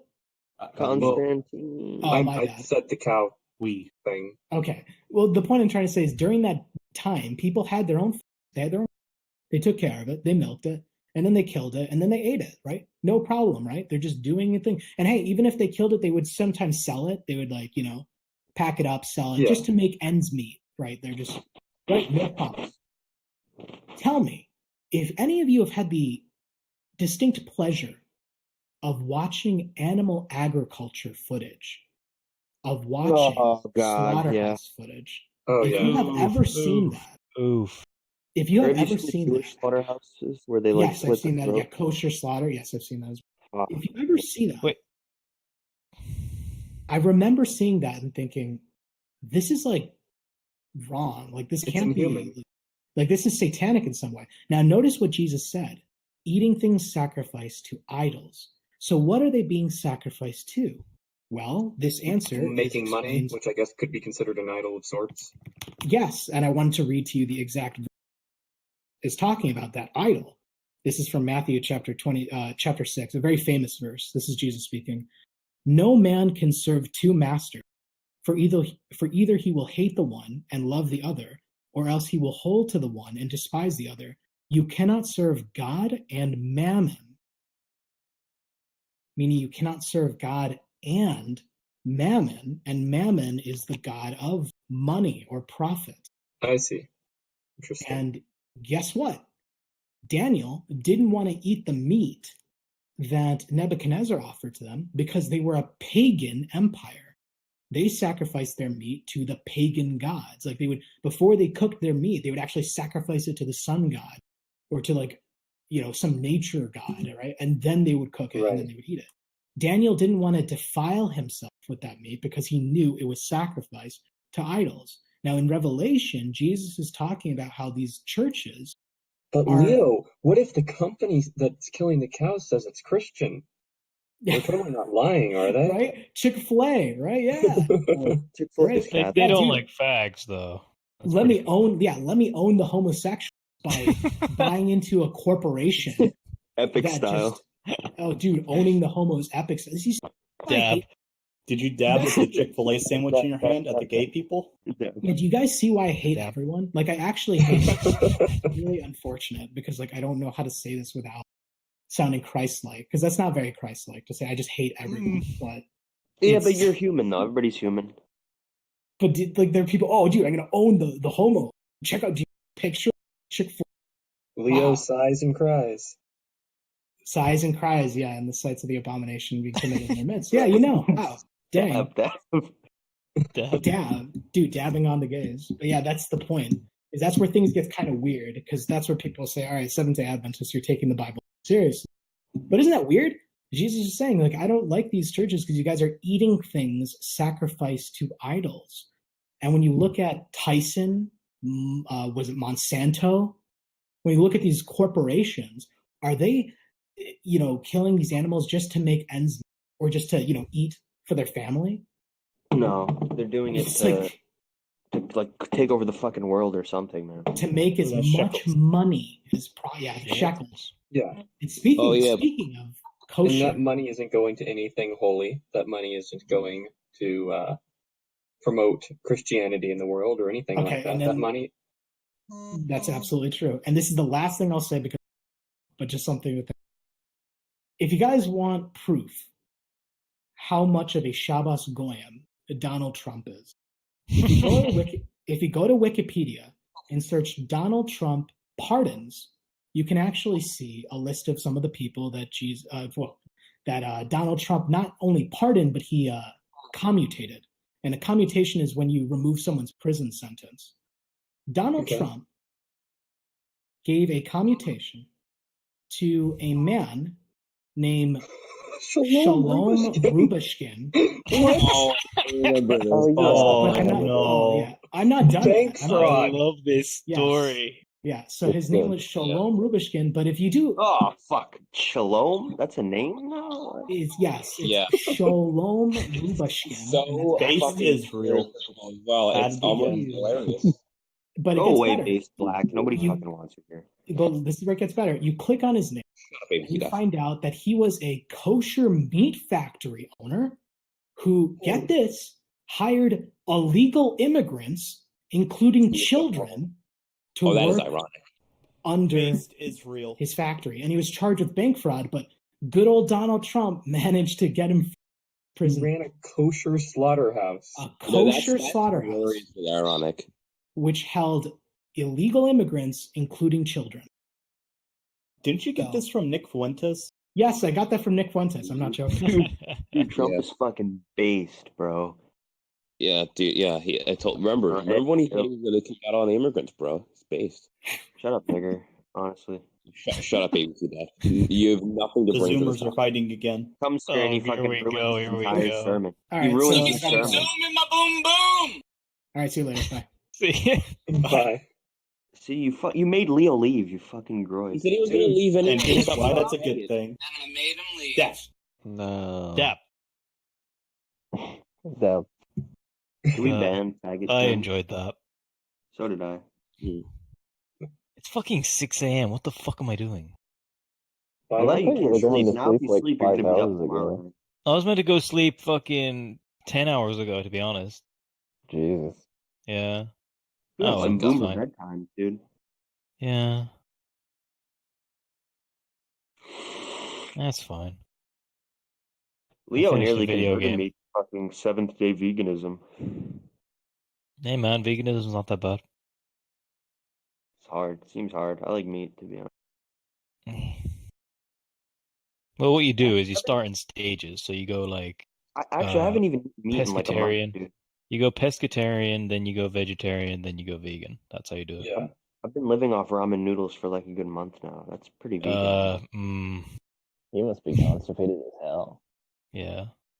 I've been living off of hamburgers without buns and cashews. Cashews are big. Bro. Cashews are so good. Yeah, You know, you cashews should are do it. great. You know, you should do with cashews. You should get like some chili and some lime. That makes them really nice. Chili and Oh, lime wow. cashews. Yeah, I've never Bust tried nut, that. and then you eat really it. good So it's like shit. nut on nut.